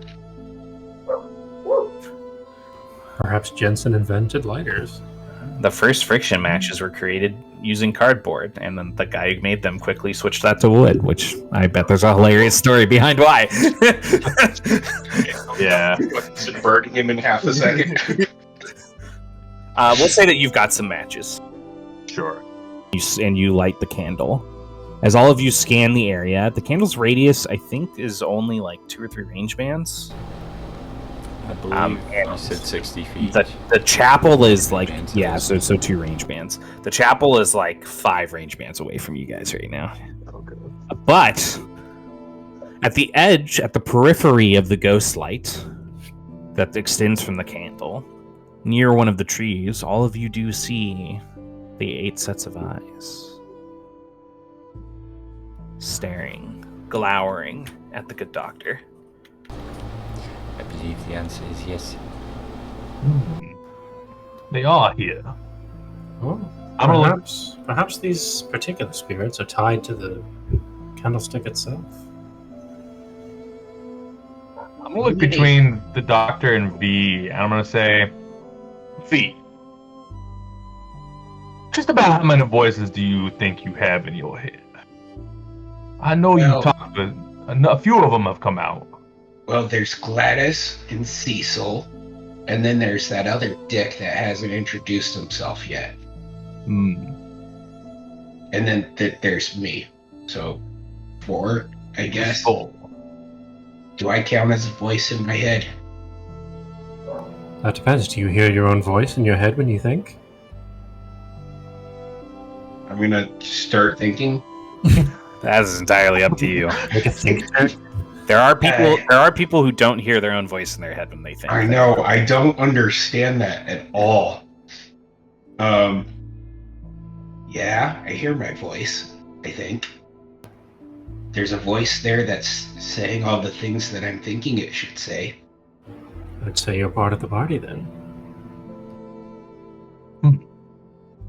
How many bodies did you make me out of, Dad? Oh, a poignant question. I used however many was necessary. Take a guess. I believe the way you are thinking would imply it was 8. That is what I'm thinking. You are right. Are all the body parts in me human?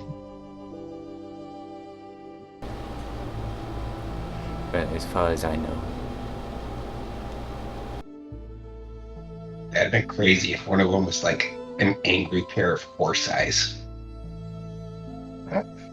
Like break out of one of my like staring at the doctor, look at V like what?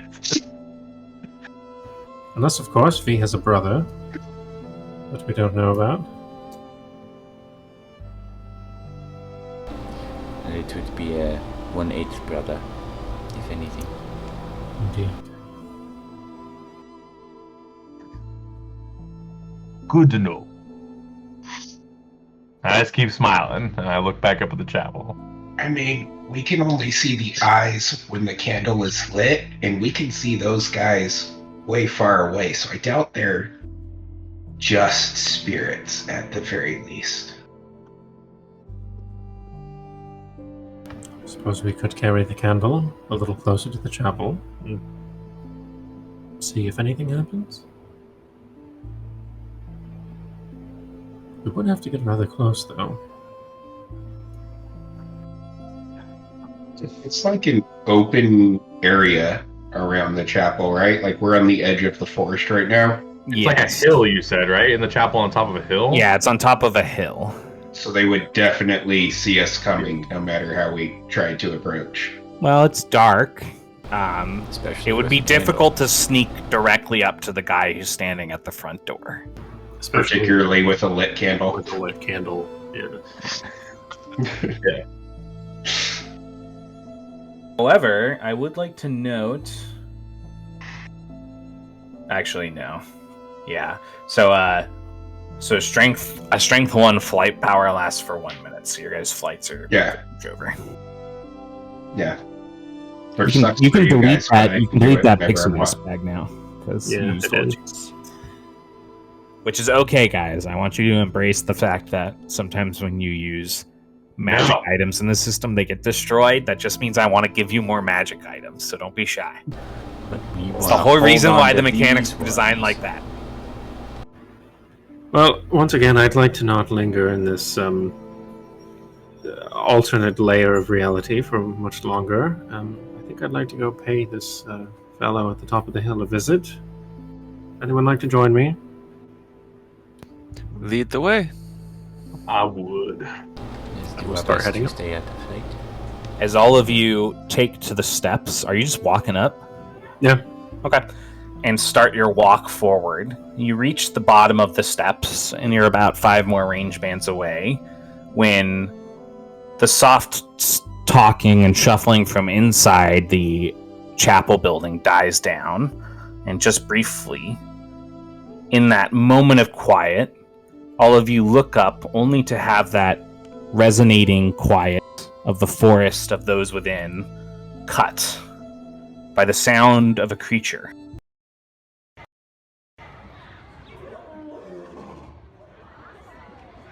From somewhere within.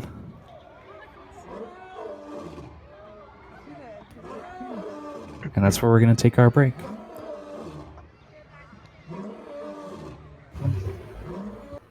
I think that cat is injured. I've made this representation so you guys could kind of see the size of things. You're still a couple range bands away from this guy moving up the steps, but this is the guy at the door. Unfortunately, this didn't work the way I wanted, and it's not letting things be placed inside, but at least you guys have a visual for what could or could not become violent. Of Colt Melee. Yeah, sure. Whatever. I just needed to name him. So what are you guys going to do? Charlotte, are you just leading everybody up? Hey, All wait a minute. How do I get in the back? What do you guys? What do you guys? You guys trying to can pull here? change where you are if you want. Charlotte was taking the lead, so I put her in front, and then I just dropped everyone else. Well, around Dare, wherever he is. All right, Charlotte. How close did you get to him? You're a couple range bands away right now. I'm judging this guy's reaction to us walking up to him, so if he looks like at all hostile, I'm gonna stop. As you get to this point, he's stopped leaning on the front of the building and he's straightened up. Huh. He leans back towards the door and he calls inside, "Strangers approaching." And then he looks back in your guys' direction. No one else immediately comes out. I'm gonna whisper to Dare, maybe we should have put bags over our heads. You could have at least had a flanker. We don't have any bags. That's a good point. We should have brought bags. But yeah, as always, next time. Yes, good evening, fellow. We've found ourselves a bit lost here. I don't suppose you could, Lost? Yes. There's no way to get lost and find this place, dear. I'd try again. Oh, You're seeming like a liar. well, then you don't know me very well, sir. I find myself lost in all manner of strange places. Make a persuasion roll. Or a deception roll. Whichever. Not lying. This will not go well.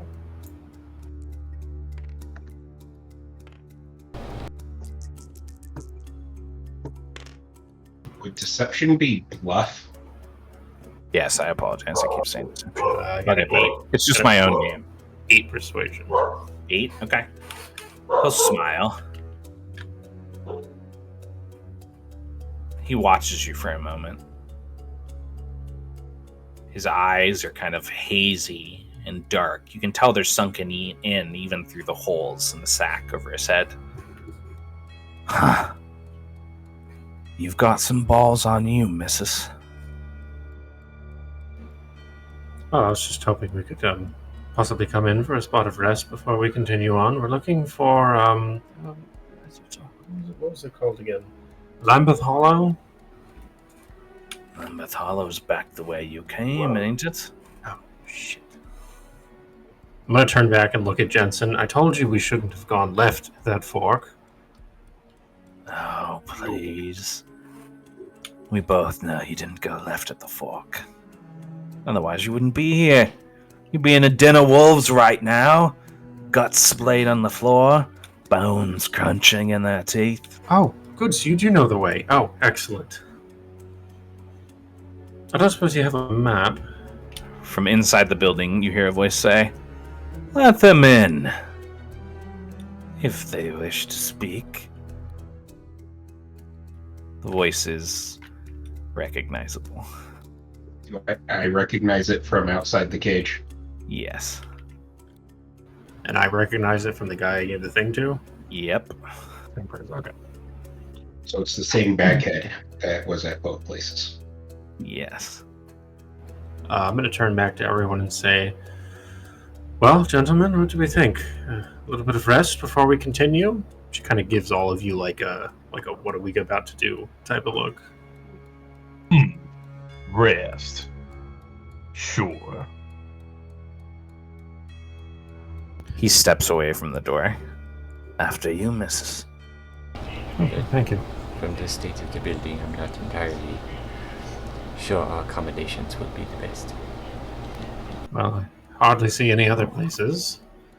You can't be too picky here. After all, there ain't that many of us alive in Old Lambeth. Oh, and how many would you say there are? He'll smile. Those of us inside, and let's see. 1, 2, 3, 4. He starts to point at V, and then he drops his hand. Hey, I'm kind of alive. Not from what the boss tells me. But Yeah, you well, he are was- something of a prize, either way. Don't you fret. Well, the boss was kind of creepy. Oh, you'll get to know each other. You'll be fast friends. He didn't seem to have all of his marbles.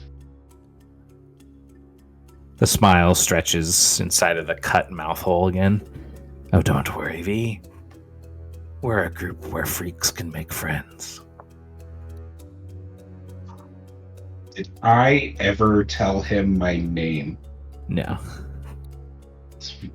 That's really disconcerting. God damn it.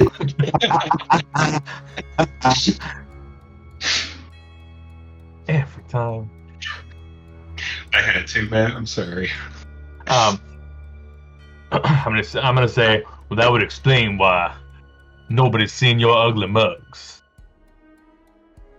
You should take them bags off.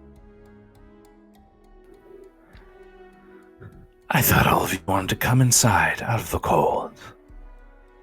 He motions for the doorway again. Is it cold? It feels like cool, like nighttime. It's actually in like the hotter, wetter part of the season, so it's not super cold. And the weather here appears similar to the layer of reality you know. Has there been a sun or moon that we've been able to see since we got here? No, there's ambient light though. It is dark though. Like it looked like night outside. It looks like night outside. There's Yeah, no okay. sun or moon. There is ambient light though, like starbursts in the sky. It's like enough ambient light to generally see by. It's not super Kind of. easy to see. There's a lot of light being produced from the inside of the door right now. Okay. And the candle. From inside, you hear the voice again. I don't have all day. It's nighttime. We don't antagonize the strange voice from inside. Let's just see what they want. Oh. I was thought we were just- seeing what you wanted. Well, it's a little bit of both. A shadow kind of lingers in the doorway. A second figure steps into view, hugging the doorway and kind of watching all of you. Tall and lithe. A mask made of the same material, but pulled tight to his face. And a trenched coat, muddied and torn in some areas, kind of protecting his lightly armored body. V, you came back to me. Guess. Don't worry, this time I mean to keep you. Well, now I have a mind not to step into this place. Perhaps we should just be going on. Jensen, you feel the hairs kind of standing up on the back of your neck. Going on where? Deeper into Old Lambeth. That's a dangerous prospect.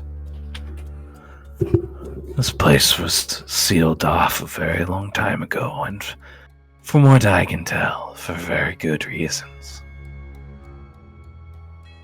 Actually looking for a headless horseman and a councilman that was dragged off and with like hooks and chains through him.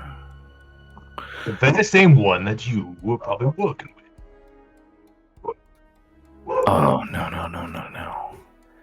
I made certain arrangements with the council members, yes, that allowed me to take up in the old mill without having to worry about the constabulary, and allowed me to recon from the village as I was passing through. I hadn't actually intended to stay very long until I discovered V. Now you are something to be studied. I would very much like to know how you were created, and whether or not that process can be replicated. Good doctor, perhaps you should stay with me for a while as well. Well, upon hearing these thoughts, I think I'd like not to stay, actually. There's some crunching in the underbrush, Jensen. Yeah.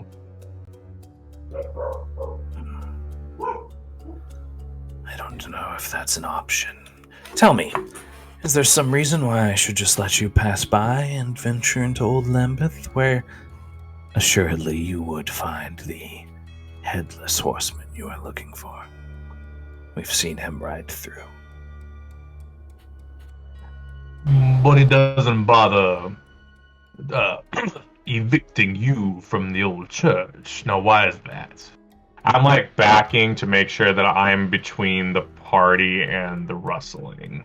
Like slowly. I'm not trying to make it look like I'm not like You're shifting. You're shifting out this way. I'm just absentmindedly shifting around, taking a step back, taking a step to my right, until I'm like between. Well, you see, some things that are tethered to the world, restless and without cause, they can be unstoppable forces, but they follow their own rules. And it seems as though the church grounds are more or less sacred grounds. The undead cannot cross them. This is in fact the best place to avoid the horsemen. So again, I invite you inside, friends, if you wish to be safe for a while. Can I go inside then?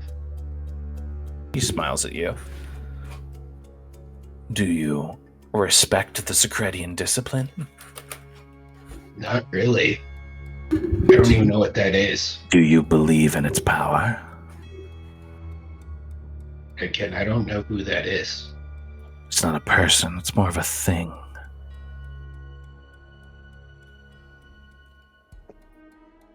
Not really. I believe you would be able to pass. But there's only one way to find out. You need simply try to walk through the arch. He steps to the side.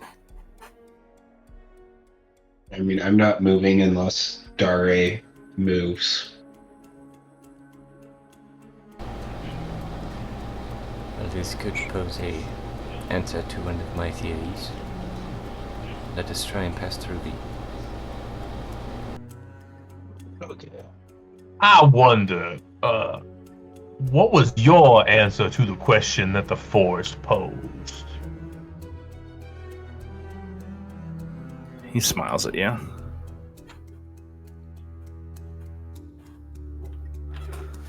Thinks for a moment. A life is worth what can be taken from it.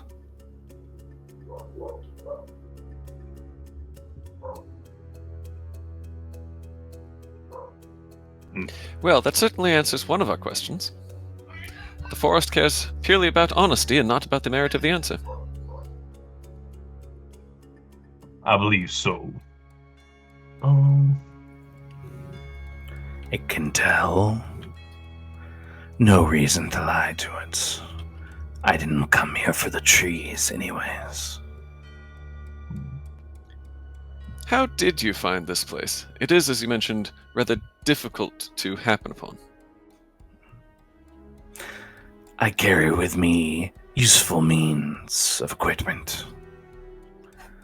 I managed to detect the presence of the tear, and after our hideout at the mill was trashed and then hounded by the constabulary, those that were not on the payroll, that is, we needed somewhere that they could not cross and fools could not stumble into. And maybe somewhere where we could acquire more useful instruments of our travels. Max will look around at the group of them and say, well, I'm not sure how successful you were at the second objective, but I'll grant you the other two.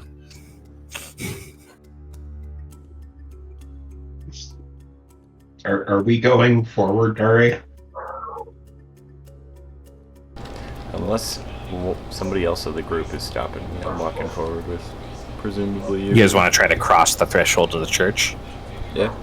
Okay. The two of them start to walk forward. Yeah, I'm gonna follow quickly. I'll go too. Okay. Both Yeah, of them stay positioned to the side.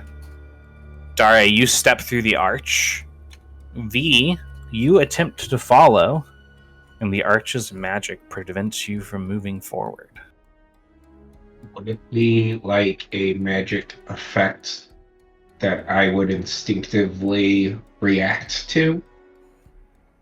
I think so. Okay. And when I react to it, is it still prevent How me? many uses do you have left? I mean, Hemomancy just takes a point away from my health, and for me, it actually heals me, so I technically have infinite uses. Interesting. Okay.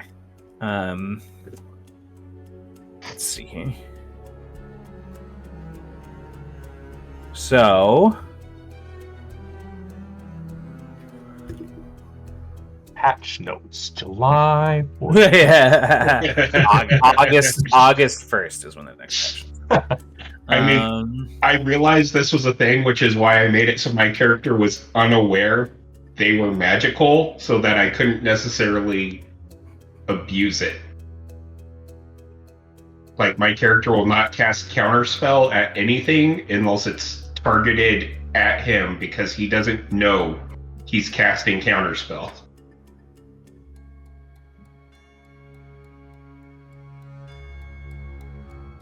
What's that?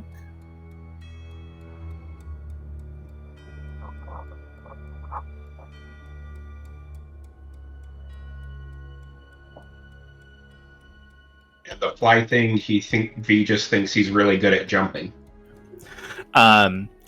It rings off of the arch, and there's this kind of like clash of magic, but you're still not able to get inside. I will step back outside.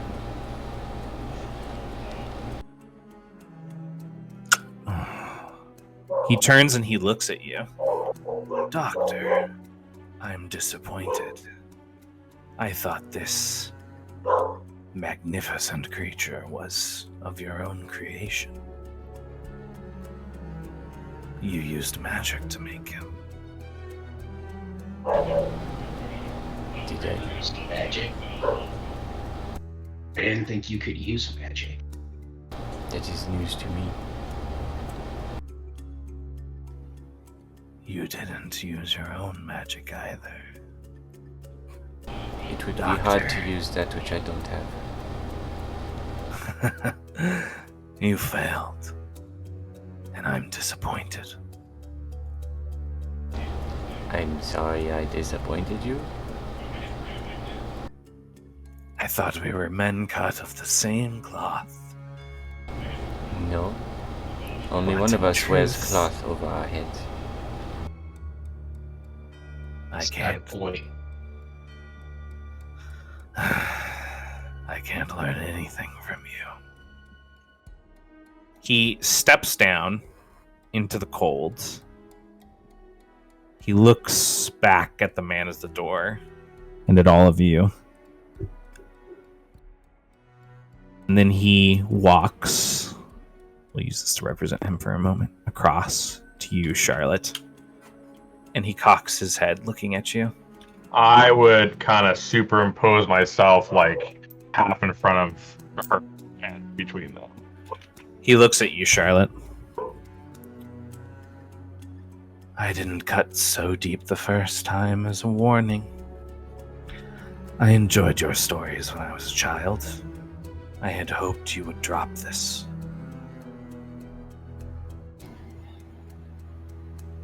Well, good sir, I hope that you don't have anything quite as frightful as I do, but if you have something in your past, something dark, something that you would very much like to avoid for all of your days, but you can't sleep without thinking about it, you can't wake without thinking about it, it tears at your every breath, every thought. I assume, based on the fact that you hide your face from the world, that you have something dark within you, and I imagine that that very thing is something that you yearn for, just as much as I yearn for mine. And to that end, I imagine that you understand why I am still here. He chuckles. He turns towards the trees. And he walks off the path. As he steps away, he calls out, "They're of no use to me. Kill them, then bring the creature. We're moving on." And he just starts to walk away into the trees. I would like to whip out the Derringer and try to shoot him in the leg. Sure. There's a springing snap from within your long sleeve, and the Derringer pops out into your hand. You turn to train it on the back of his leg, intending to essentially slow him down or wound his leg. And as it happens, I'm going to say that all of you are close enough together and coordinated enough to just have a single initiative. So what is your guys' total initiative? I had a question about initiative. When I was reading the rules for it, the rules made it sound like you took the highest of the person in the group instead of adding them all together. I'll have to check on that, but it should be added. So I'll look at that because it might have been like an old cut and paste or something. Either way, what is everyone's total initiative? I have 3. 2. I forget, what is it based on? It's either Right. you go. It's either agility or wisdom. In my case, it's both. Yeah. 1 for me. 6. I have 2. I contribute 6. Damn. So it's 12 plus Dare. I have 2. So 14. Another one comes rushing out of the door, which that is too close. Additionally, the 2 that you heard creeping up, you can now see in the trees over here. What's the ping button again? Tap. Yeah, you can see them over here now. Jensen. Oh, sorry, I didn't mean to move the guy. And their initiative total is 10, so you guys beat them. Who would like to begin? Well, actually, I'm going to say that your guys are beginning with her attack on the guy who's walking away. So, Okay, first offense roll you make with the Derringer on the turn you summon it to your hand is easy. Yep. I would also like to consult the council about spending a momentum on this, because I would really like to shoot him. Okay, so here's, just so you know, you can do this, but this, anytime you attack somebody, it's pretty much going to be against their dodge unless it's a power that says otherwise. Mhm. So this would be interactive. So instead of making it easy again, you're going to want to spend that momentum to make his roll difficult. So he rolls and takes the lowest. Okay. I'm good with you doing that. Yeah, that's fine. All right.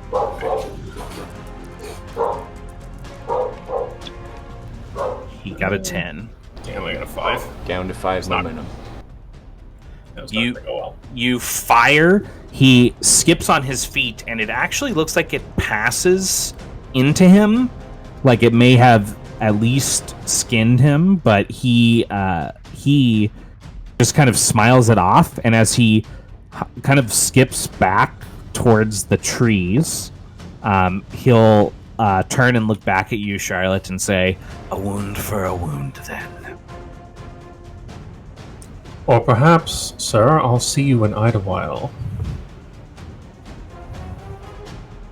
He laughs at that. He is going to spend his reaction after that attack as well, and he's going to use that to port a full range band away. Damn. Who's up? Who wants to take the initiative? You can also move somewhere if you want. There are 3 guys left around us. There should be 4. Let me make one more. There should be 1 up here.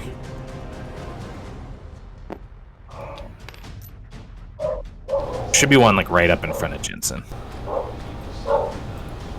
Do we have a move distance in inches for this map? You can if you want. If you place yourself, so like everyone, right? Currently, all of your guys' enemies are within one range band of each other. So anyone can get near anybody right now. Yeah. Actually, you know what? I'm gonna move.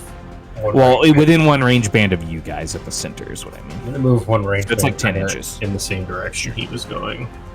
I can only move one, but you don't need to be like super exact. It's okay. You rush through the middle. I want to go after the leader, but I also can't lead this guy here to get too dark.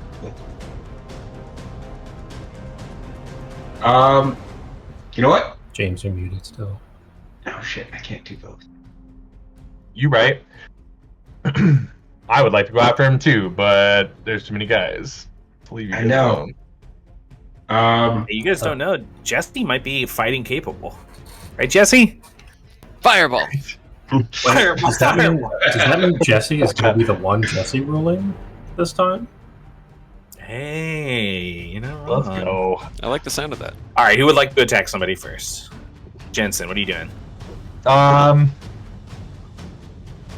I will. Yeah, I guess I'll go up to the guy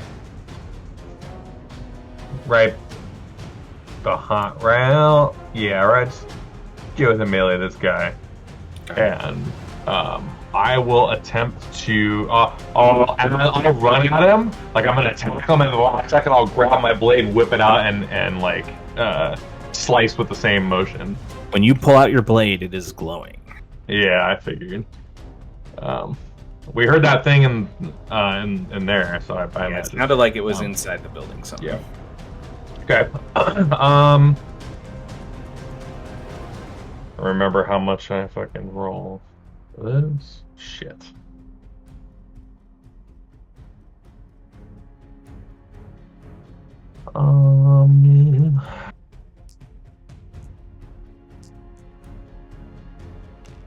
He got a 4. Yeah. Well, hopefully we're gonna do. Well, I have to do better than that because I get a +4 to my, at least a +4 to my roll.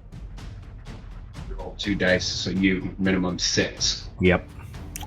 So that's an auto pass for you. Yeah. And the damage is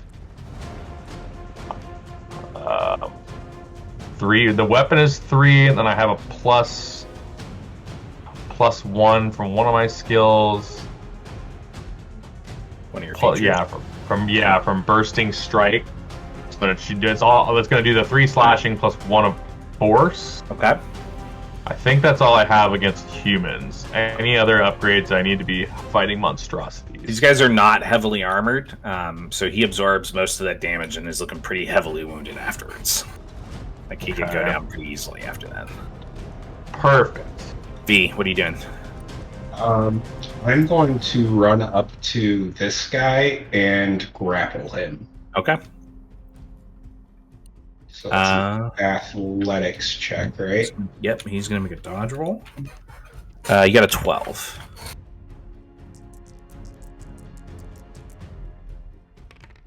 I got a 19. Okay, yeah, you grapple him up, you wrap him up, he drops the bow that he was holding. All right, and then I am going to just start carrying him towards his leader who walked off into the woods. You're going to carry him? Yep. Okay, you could probably make it like this far with him. All right. Cool. Still got Max, we still got Dari. Is this like when we're off the path, like in... It is difficult. More of a woody area, yes. Like brush and stuff? Yeah. Would I be able to duck down, just like try and take some cover if there's any sure. ranged attacks coming? Yeah, you find some heavy shrubbery braced in some rocks, and you duck down into those. All right, Max. Nobody ran at the guys that were coming from the left, so Unfortunately, you need to do something about them.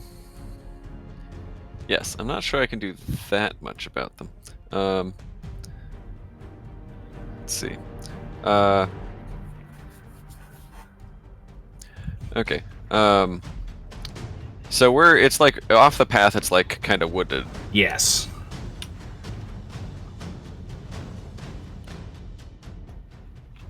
It's harder to hit things off the path.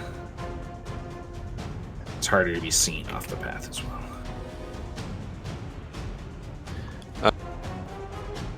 well. Max will pull out his pocketbook again and start following the doctor off the path and into the brush. And a couple of rocks will like lift up off the ground as he walks past them, and then fly at the guy Jensen was fighting. Okay. I believe that is power rolls. Correct.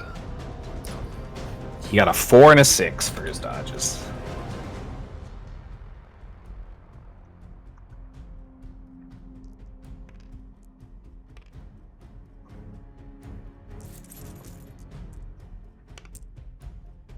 Five for the first one. Okay, yep, that hits. 5 for the second. Alright, the second one does miss, but the first one strikes him. 2 wounds. 2 wounds. That is just enough. And he goes down. So a rock skitters past magically, and it strikes him and then explodes with magical force as he's knocked to the ground. Don't forget, in the system, you can always say that you're trying not to be lethal. Not that I'm saying you should save these guys' lives, but I'm just letting you know that you can. Unless certain features specifically will say your attacks have to be lethal. I'll not be lethal then. Okay. He crumples to the ground. And then ironically dies from the massive sword slash across his chest from Jensen. No, I'm just kidding. Alright. I think that is everybody. Would Jensen have more move left after this guy went down if he wanted to? Yeah, you could move back. You could move more in a certain direction if you wanted. You probably couldn't get all the way back to these guys. I'll let them come to me. But you could get in between. I'll make sure that I'm their target. Let's just say that I'll move a little bit farther. Like, make sure that I'm I'll kind of saw drop and like use my free hand and be like, make a persuasion roll. Yeah. It's against a 8. Persuasion. I'm so bad at. That's. I can only hit an 8. It is against an 8. Technically possible. Don't forget you have momentum. I don't care that much. Fair enough. I mean, we have 5 moments. 5. I think I'll be the target anyways. Probably. The one that's wielding a sword of the two, he looks like he's coming after you. Yeah. Okay. I would also crouch down in the brush and stuff. Yeah, you can definitely do that. Cool. Why don't you and Dare each make stealth rolls for me? These are against a 10.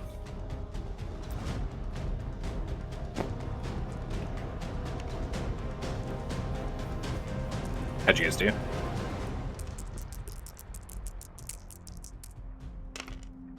I got a 4. Okay. I got a 5. Okay, well, these guys seem pretty locked in, so you're not certain that they are coming after you. He is going to turn. Actually, first we're going to start over here.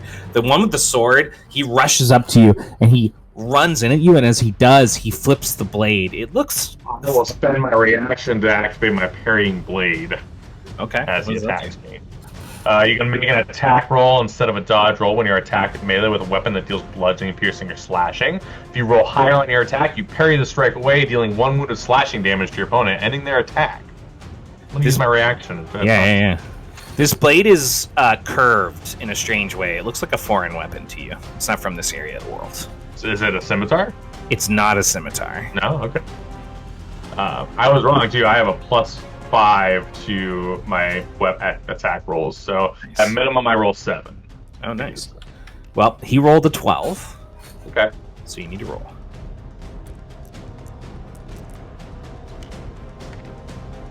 Lots. 18. Okay, yeah, you canceled his attack.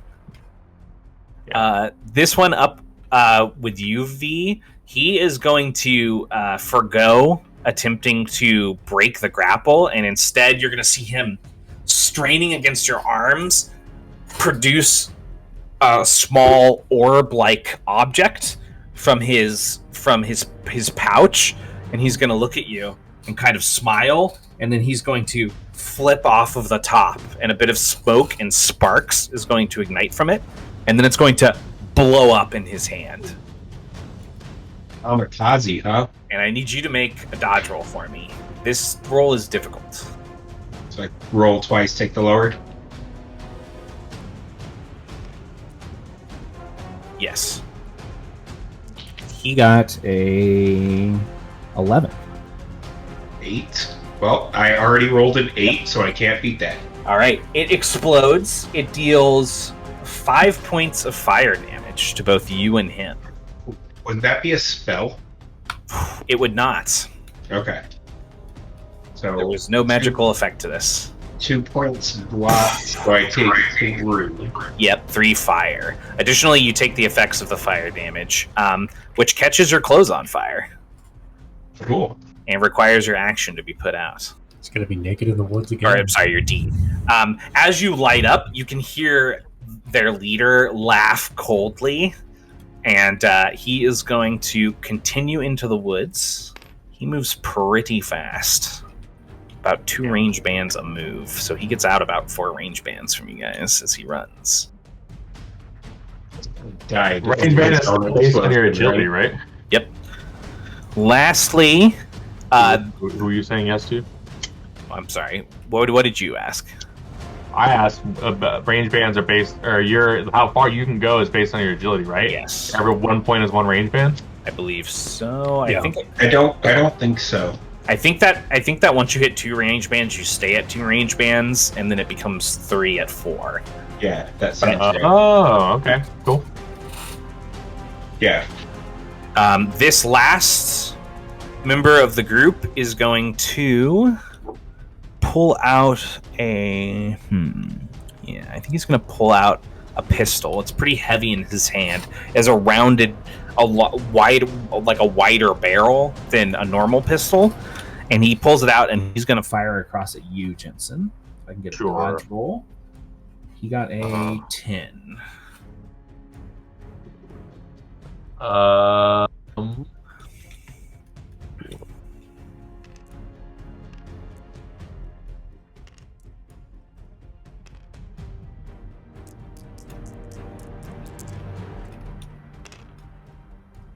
$14. 14. All right, it misses.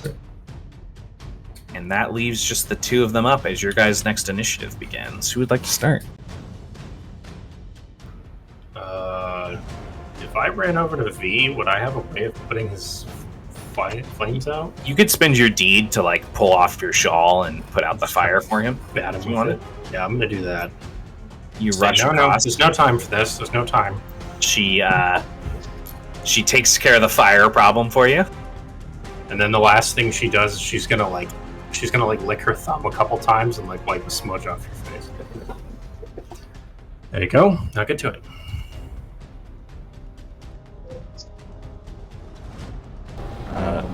I would go for a patch up once the fire is out. Okay, sure.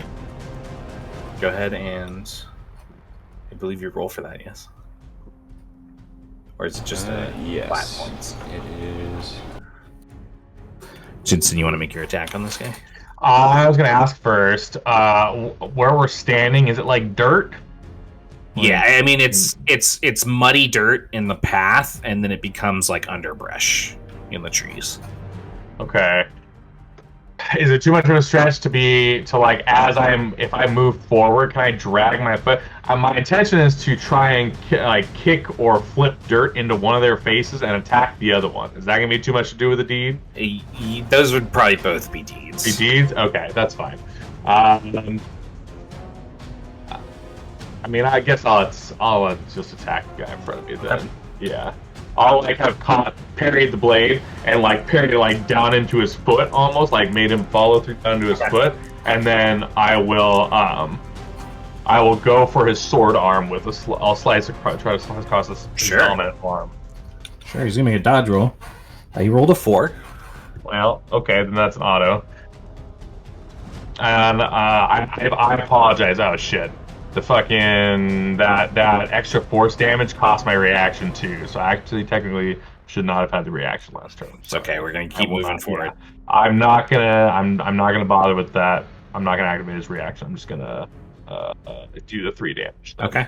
Yeah, you wound him off that strike. His armor only absorbing 1 point of damage, and he's kind of stumbling back a bit as you rush into him. How'd the patch-up go? So my medicine check failed, but on a fail, I still heal 2. Okay. Cool. Almost back up to full. Stupid kamikaze didn't even accomplish much of anything. Yeah. Man, I wish I could fail that good. Right? What do you get? How much you heal on a success? 3. Not bad. So 2 or 3. Yep. All right. All right. Who wants to take up the next part? And we still got Max. We still got V. You said it sounded like the creature was inside, correct? Sure did.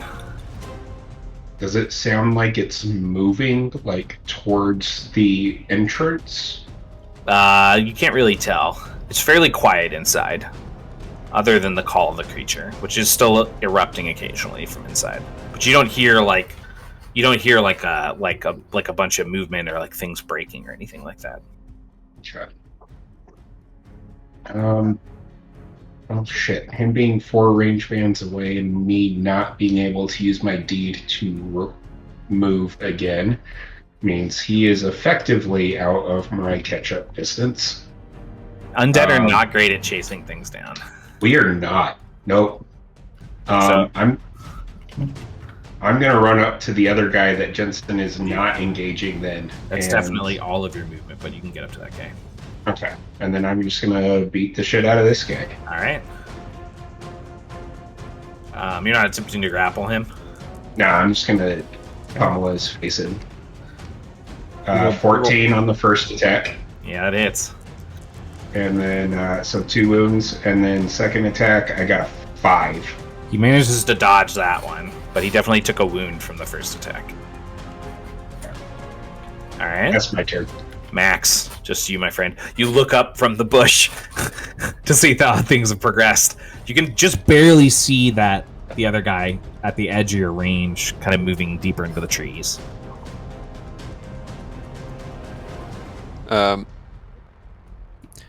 He's gonna frown, noticing that, and then look back at the struggle going on over here, and then start reading from his book again, and a couple of small branches are gonna lift up and just fling themselves at each of those guys. Okay.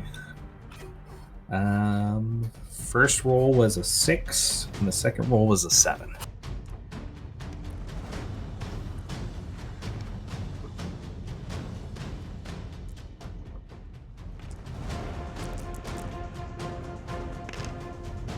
First one's a 9. That's 2, right? Yes, and the second one was 16. Right. The one in front of him goes down, and this other one in front of V is looking pretty heavily wounded. He kind of looks up and down, seeing that...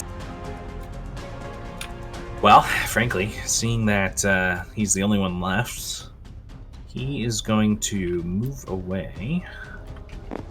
V, Action attacks? you sure can. It would just be one attack, but yes, you can. Right, yeah.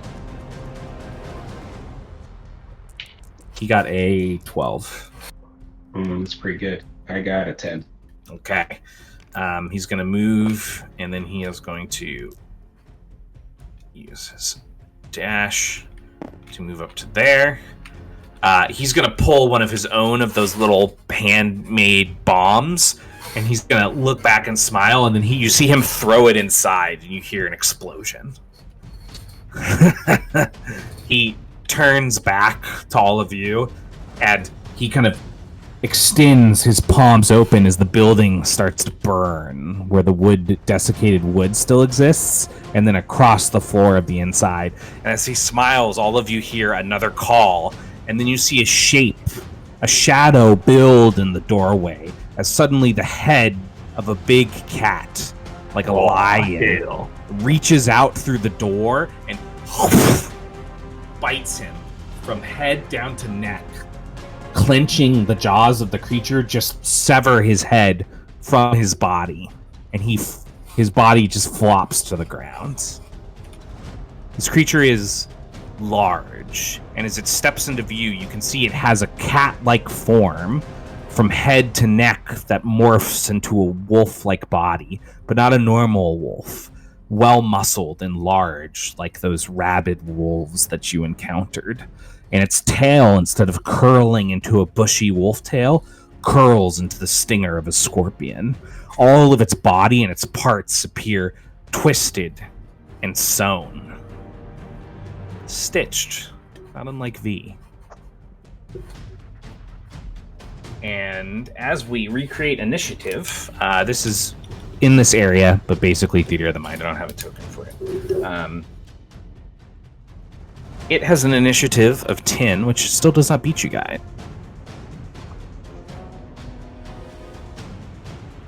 It is hard to tell if this creature is magical or not. It is pinging your sword. But it appears in many ways to have been stitched and constructed in its form.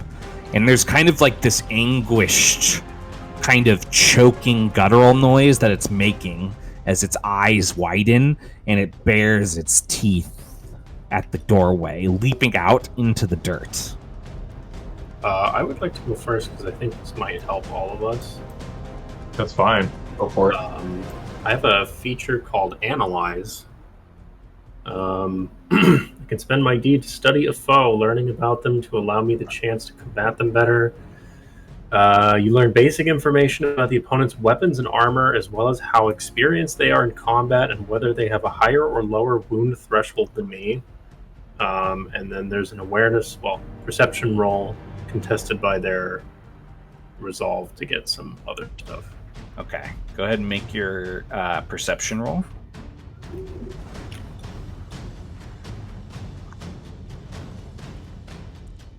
It got a 6.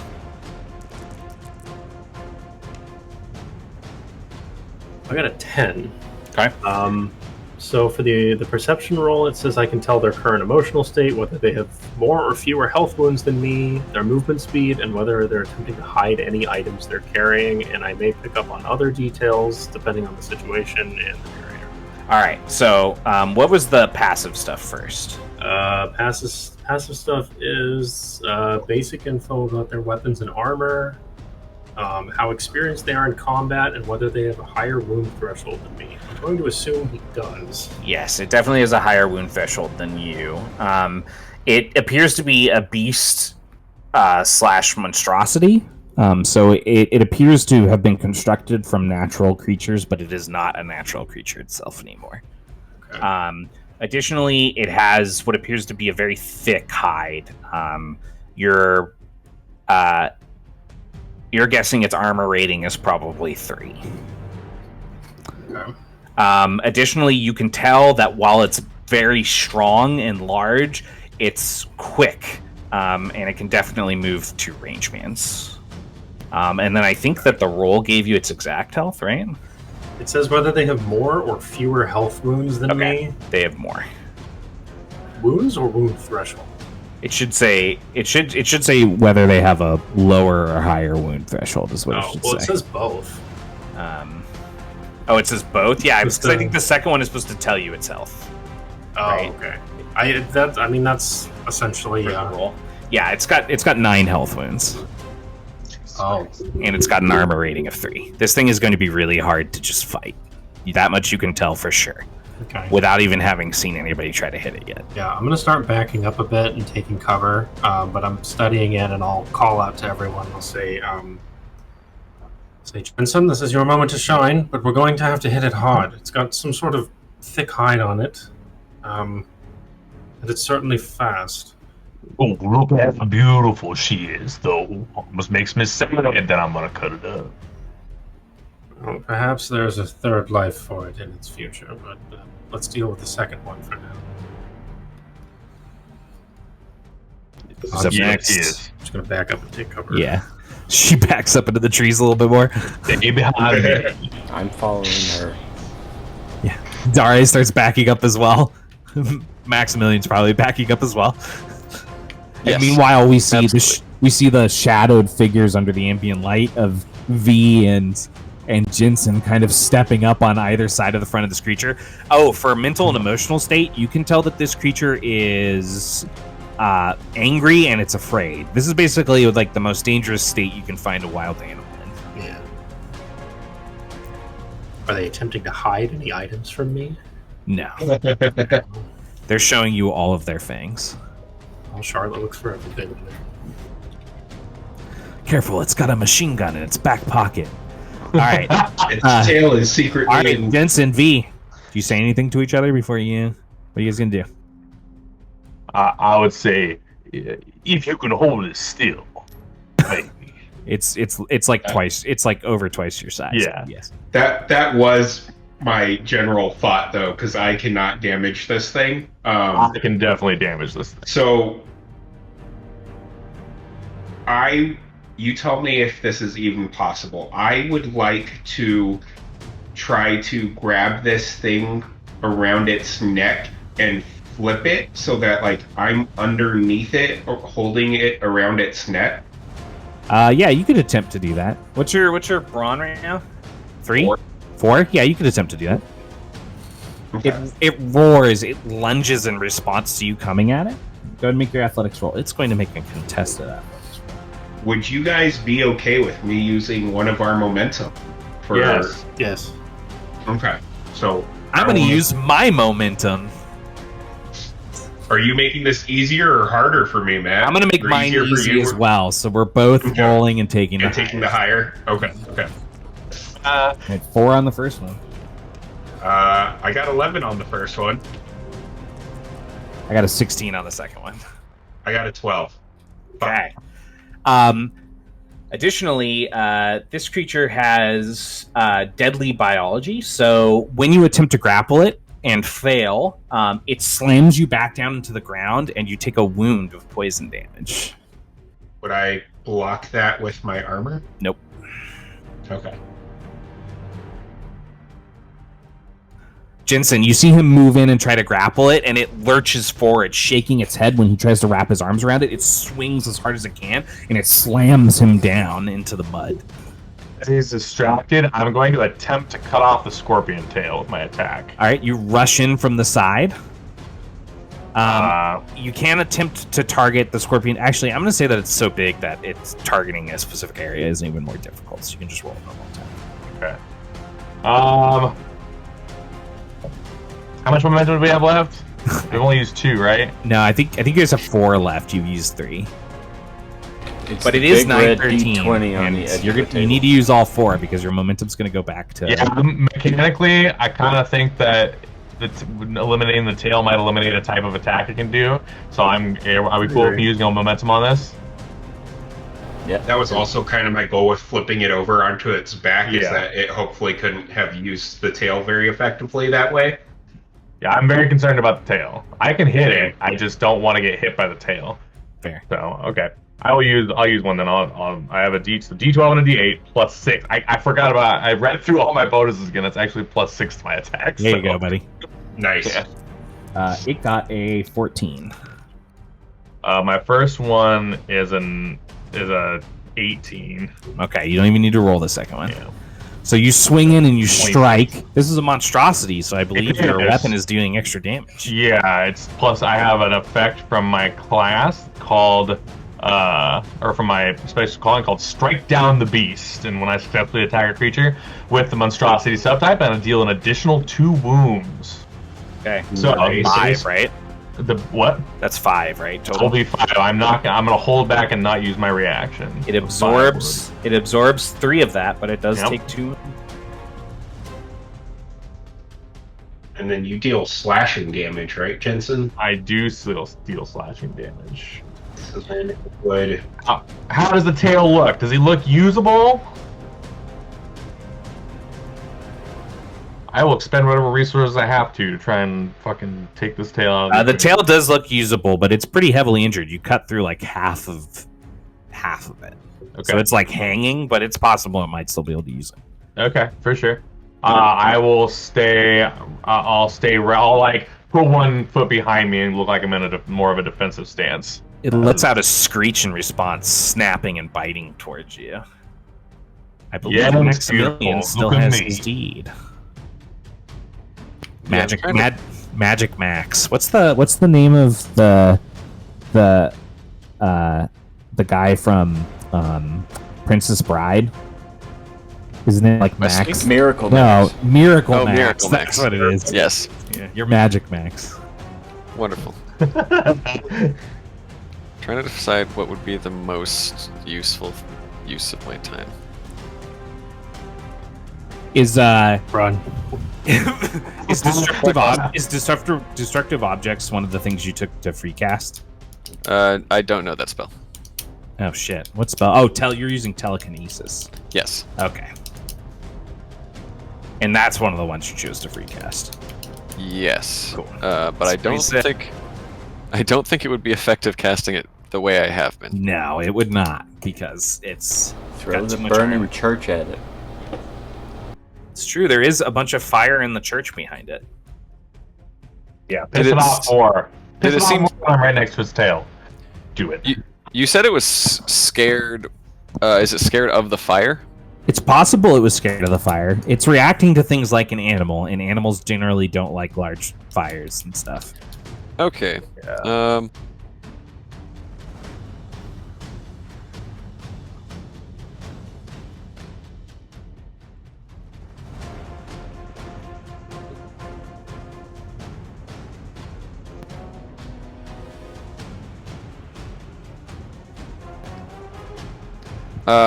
I'm going to look for loose pieces of burning building behind it.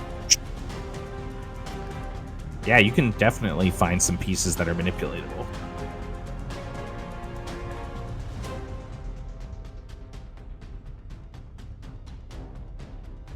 I'm going to try to find 2 medium-sized pieces and pull them down on it. You're gonna reach up with the telekinesis, and the 2 of you that are staring down the creature, you see behind it there's parts of the burning building that start to crumble and shake, and then start to get pulled free from the wall. And when you look behind you, you see Max has his book out, and he's manipulating them down, and then trying to drop them on the creature. And make your rolls. He's waving his cane around like he's doing like some sort of big reveal. His like half cape is like fluttering behind him as he does. On the dodge rolls, I'm gonna say that these rolls are difficult because of the nature of your attack and its fear of the fire. It got a 4 in the first one, and My 8 first one's a on the second. 14. Okay, that's gonna hit. I got an 8 on the second one. 9 on my second one. 9. 8 Okay, plus that's damage on both of them. So how much are you dealing? I'm gonna say whatever you would deal normally, you're dealing an extra point of fire with each. Well, they normally deal 5 each. Okay. Yeah. Damn. Yep. That was a Charlotte. Maybe not in your lifetime, but since the beginning of this campaign, what he just did was the most powerful example of spellcasting you've seen. Oh yeah, definitely. After the pieces fall, he sort of slams the book shut and like is leaning heavily on his cane, and then puts the book back in his pocket and pulls out the handkerchief and starts dabbing at his forehead again. There's a roar from within the flames, and then a screech as the creature, bloodied and burned, but still up, shakes off the debris. It's going to activate its regeneration for free to remove a wound. Then it is going to... It's going to attack, and I think it's going to attack V. Lunging out at you, V, it bites you with its first attack. And I need you to make a dodge roll for me against 14. I can't even roll that high. Okay, cool. That's an auto pass for me, which deals 4 piercing damage to you. 2.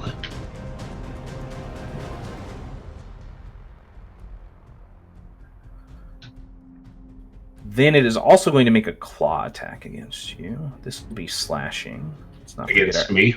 Let's not forget our damage types, people. Why is it so smart? Oh yeah, it takes 1 necrotic damage from Jensen's slash, right? Yeah, it sure Because did. it's bloody. It sure did. Oh. Was this other attack at me as well, Matt? Yes, it is, and it is Okay. slashing, and the attack is a 12. I can tie that, which means I lose. You lost? I mean, I max out at a 12, so if ties go to the instigator, it wins. Okay. All right. So that is going to be another 4 slashing damage. 2. All right. V is looking pretty fucked. It wails at the end of its turn as it takes a point of fire damage because it did not spend its deed to put out the flames, and it looks pretty coward into the corner as your guys' turn starts up again. V, you take a... Oh no, you're immune to bloodied, I'm immune to bloody. so you don't take the damage. I kind of wish I Because we're wasn't, because undead. it deals necrotic damage, and I heal from necrotic damage. All right, so how would you guys like to Hold on, proceed? hold on. Everyone is up. I mean, I'm gonna try and Hold on, can I go before you, Jensen? I want to try something real yes, quick. absolutely. Keep in mind your attack rolls are down 1 step from the piercing damage. Yes, I'm not going to try to attack because I can't get through its armor. What I would like to do is run around behind it and grab its already half severed tail and try to rip it the rest of the way off. Okay. All right. Make a grapple roll. It's going to try to dodge you. It got a 10. Got a 10? Okay, I can beat a 10. Are you guys good with me using one of our last 3 momentum for this? Yeah, Yeah, go for it. Okay. I got 3. If for no one else, I got an 11 on the 11. first one, so I guess I didn't need to use it. You rip its tail off its body. It wails in pain. But it is still standing. I got its tail, Jensen. Yeah, I see you do that. I will, and it starts to wail. I'll go, and then I'll fucking try to like stab up through its throat. It's that classic meme of choking the person out while whispering to them to go to sleep. Yeah, pretty much. That's an 18.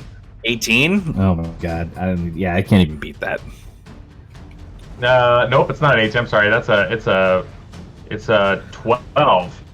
Oh, a 12? It's 1, not a 7. I'm sorry. That's my blue die is a 1, not a 7. It failed. Pretty bad. All right. How would you like to do this? As it starts to wail, I'll grab the bottom of its jaw and be like, shh, and then stab up through the head. It sinks down into the smoldering flame. And the night goes quiet. Another ability I have is when I successfully slay a monstrosity, I can remove a sanity wound, and I have one. Well, I will do that. well, now that that's out of the way, is everyone all right?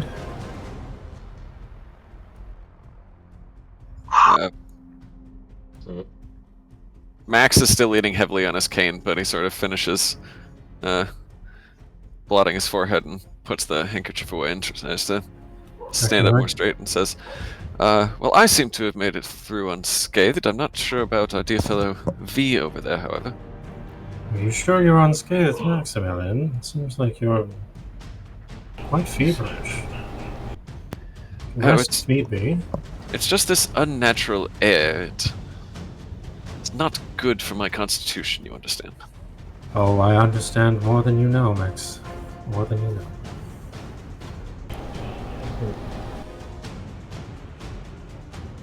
Let me take a look at your wounds. I'll go over. If you need a spot of assistance, Doctor, I might be able to, lend a hand, so to speak. Perhaps we should move away from the burning chapel. It seems to be having some structural integrity issues. Yes, I rather would have liked to see what was in there, but oh well. We better hope that we have not caught the ire of that headless horseman neither. As all of you step back from the building and walk its outskirts, you can see that it will eventually smolder until it's nothing but a ruin of stone. That much is certain. There was some kind of underground path or basement to the building that it looks like the creature most likely came out of. You can see that from between the flames, like it was stored down there. And when you look back to the woods, you do not see your escaping man. It appears that he left. But then all of your attention is drawn to something else. Beyond the building, at its far side, the hill slopes down. It slopes down into a hamlet, a desiccated husk, a ruin of what had once been a small medieval community. Something from the days of not just Old Lambeth, but Old Albion itself. Most likely constructed around the convergence of the 12 kingdoms when Albion first became its own nation. And there's a soft, sinking intuition that each of you feels. And just briefly, as all of you watch, you can see past the desiccated well, past what looks like a sunken blacksmith's workshop, and some buildings that once made up inns, taverns, even homes. A large medieval manor house, moated and overlooking the community. Its gray stone walls and dark windows blending into the night. All except one, where the shadow of a figure stands. It's details indiscernible from a distance, but you can tell that it's there, looking out over the village, a candle in its hands, until it shifts. Each of you feel its eyes falling on you, and then its head, its silhouette tilting to the candle as it's blown out. And that's where we're going to end our session for the night. Did I get any healing? I think Chris wanted to patch you. Yeah, Patch you. I'll roll that really quick. Just so we don't forget at the start of next session. That's a good call. That is a pass, so 3 wounds healed. Hell yeah. Only 3 wounds left to go till I'm back to full.